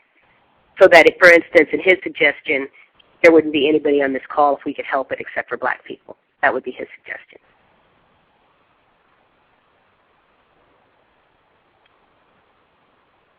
And what I would have to say to that is, I think that all non-white people should help all other non-white people, and not to focus on if, like, for example, if I was so-called Asian, then to help another so-called Asian. If there's someone that needs help, or if someone needs understanding, then that's who you help, or that's who you focus on. It's not because I think if a Hispanic helped a Hispanic, an Asian helped an Asian, a black person helped a black person, then it would be us, non-white people still, I guess I would just say that it would be more effective if people just help, non-white people help other non-white people regardless of anything else. Regardless of subclassification. See, I think I'm going to have to agree with that, because there are some experiences that other non-white people may have had about how the white supremacists do their business that they can share that maybe another segment hasn't had, and so we can see it coming before it hits us. Having a collective database, I think, is really important. So I think I would agree with that, and yet and still I would agree that we haven't solved the problem on why it is that we get at black people, how we can solve the problem of black people being mistreated by other victims of racism who aren't black. So that one I still haven't figured out how to, maybe we're not going to solve it until racism is over. Ty, what do you think? Who, me? Hello? Well, you too. You too. Oh. But I was curious, Tired, if she had a view on that suggestion.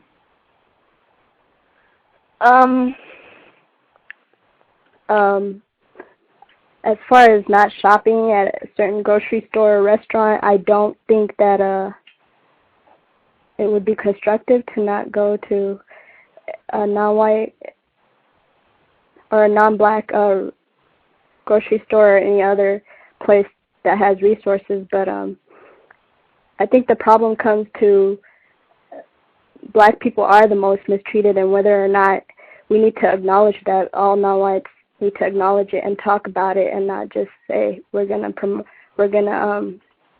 counter white supremacy, and that's that, because there's still like there's buffers that white supremacists use, and so we need to talk about that, whether it's the non-white victim and the black victim together. I feel. You know what I think? I agree with that. You know what I think? I think that the exchange of information that we had with Kim today, we ought to have more often.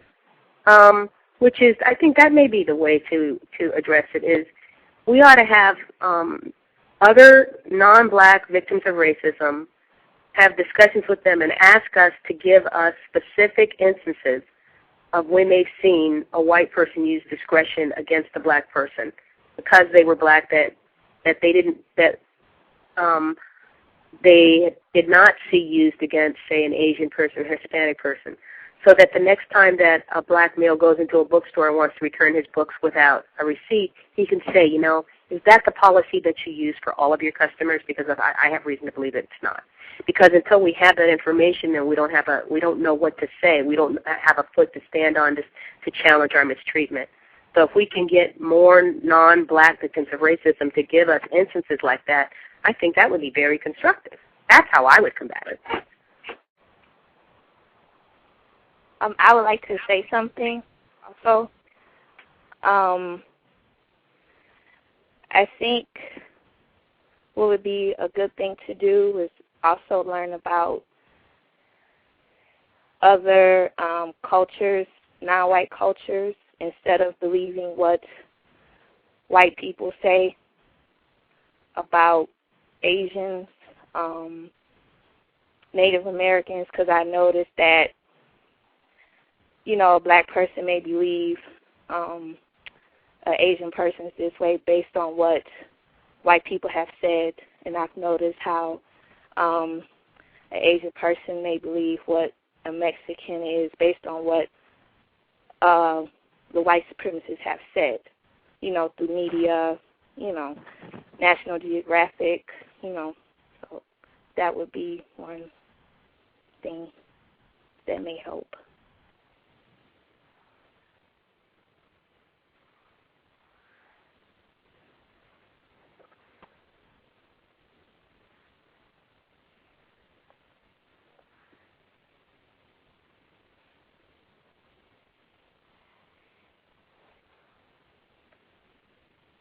Hello? Hello? I would just also like to add to that, like, when it comes to, I think it was with Yellow Manny and the discussion during that radio show where he talked about at least I'm not black, like understanding that, how are you interacting with other black victims of white supremacy, and what is your intention with the relations that you have with black victims of white supremacy, and being honest.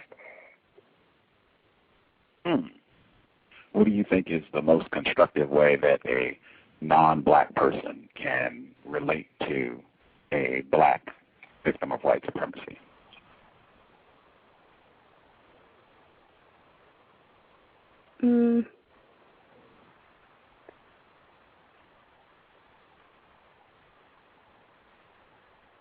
Say that again? What do you think is the most constructive way that a non-black person can relate to, or should relate, the most constructive way a non-black person should relate to a black victim of white supremacy? In other words, how should they relate to each other? Right, in a most constructive manner. How should that non-white, non-black person be functioning in relation to that black person under the system of white supremacy in the most constructive way? I think non-black victims of white supremacy have much more access, as Yellow Manny said, that they talk about about black people, victims of white supremacy. White people do when other non-whites are in the same room, or he said that he had an encounter like that, to just share that information and to counter white supremacy. And if there was also if there was a partnership to understand what it means to have a black victim of white supremacy, and why you're in that relationship as well. Is that clear? To me, yes. Okay. It's clear to me. To me, it's like, if I could rephrase it in my own head, it's like there should be, ooh, I'm going to tell relationship. You're right. Because, there used to be that relationship with very, very light-skinned black people who would pass as white, and then they would be able to come home and they would be able to tell their black friends what the white people were up to, what they were getting ready to do, so that their black so-called friends could prepare themselves. Because I think that other non-black victims of racism are in a position to know things about things that white people are getting ready to do to black people that we're not in a position to know.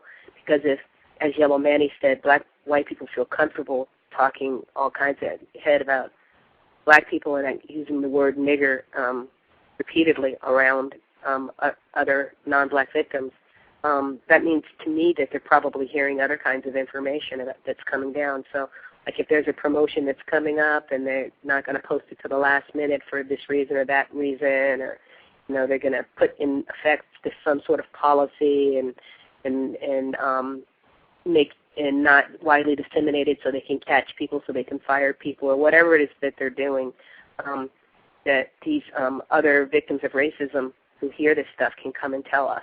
They can come tell us the types of things that they know that we're not likely to hear, so we can defend ourselves better, at least.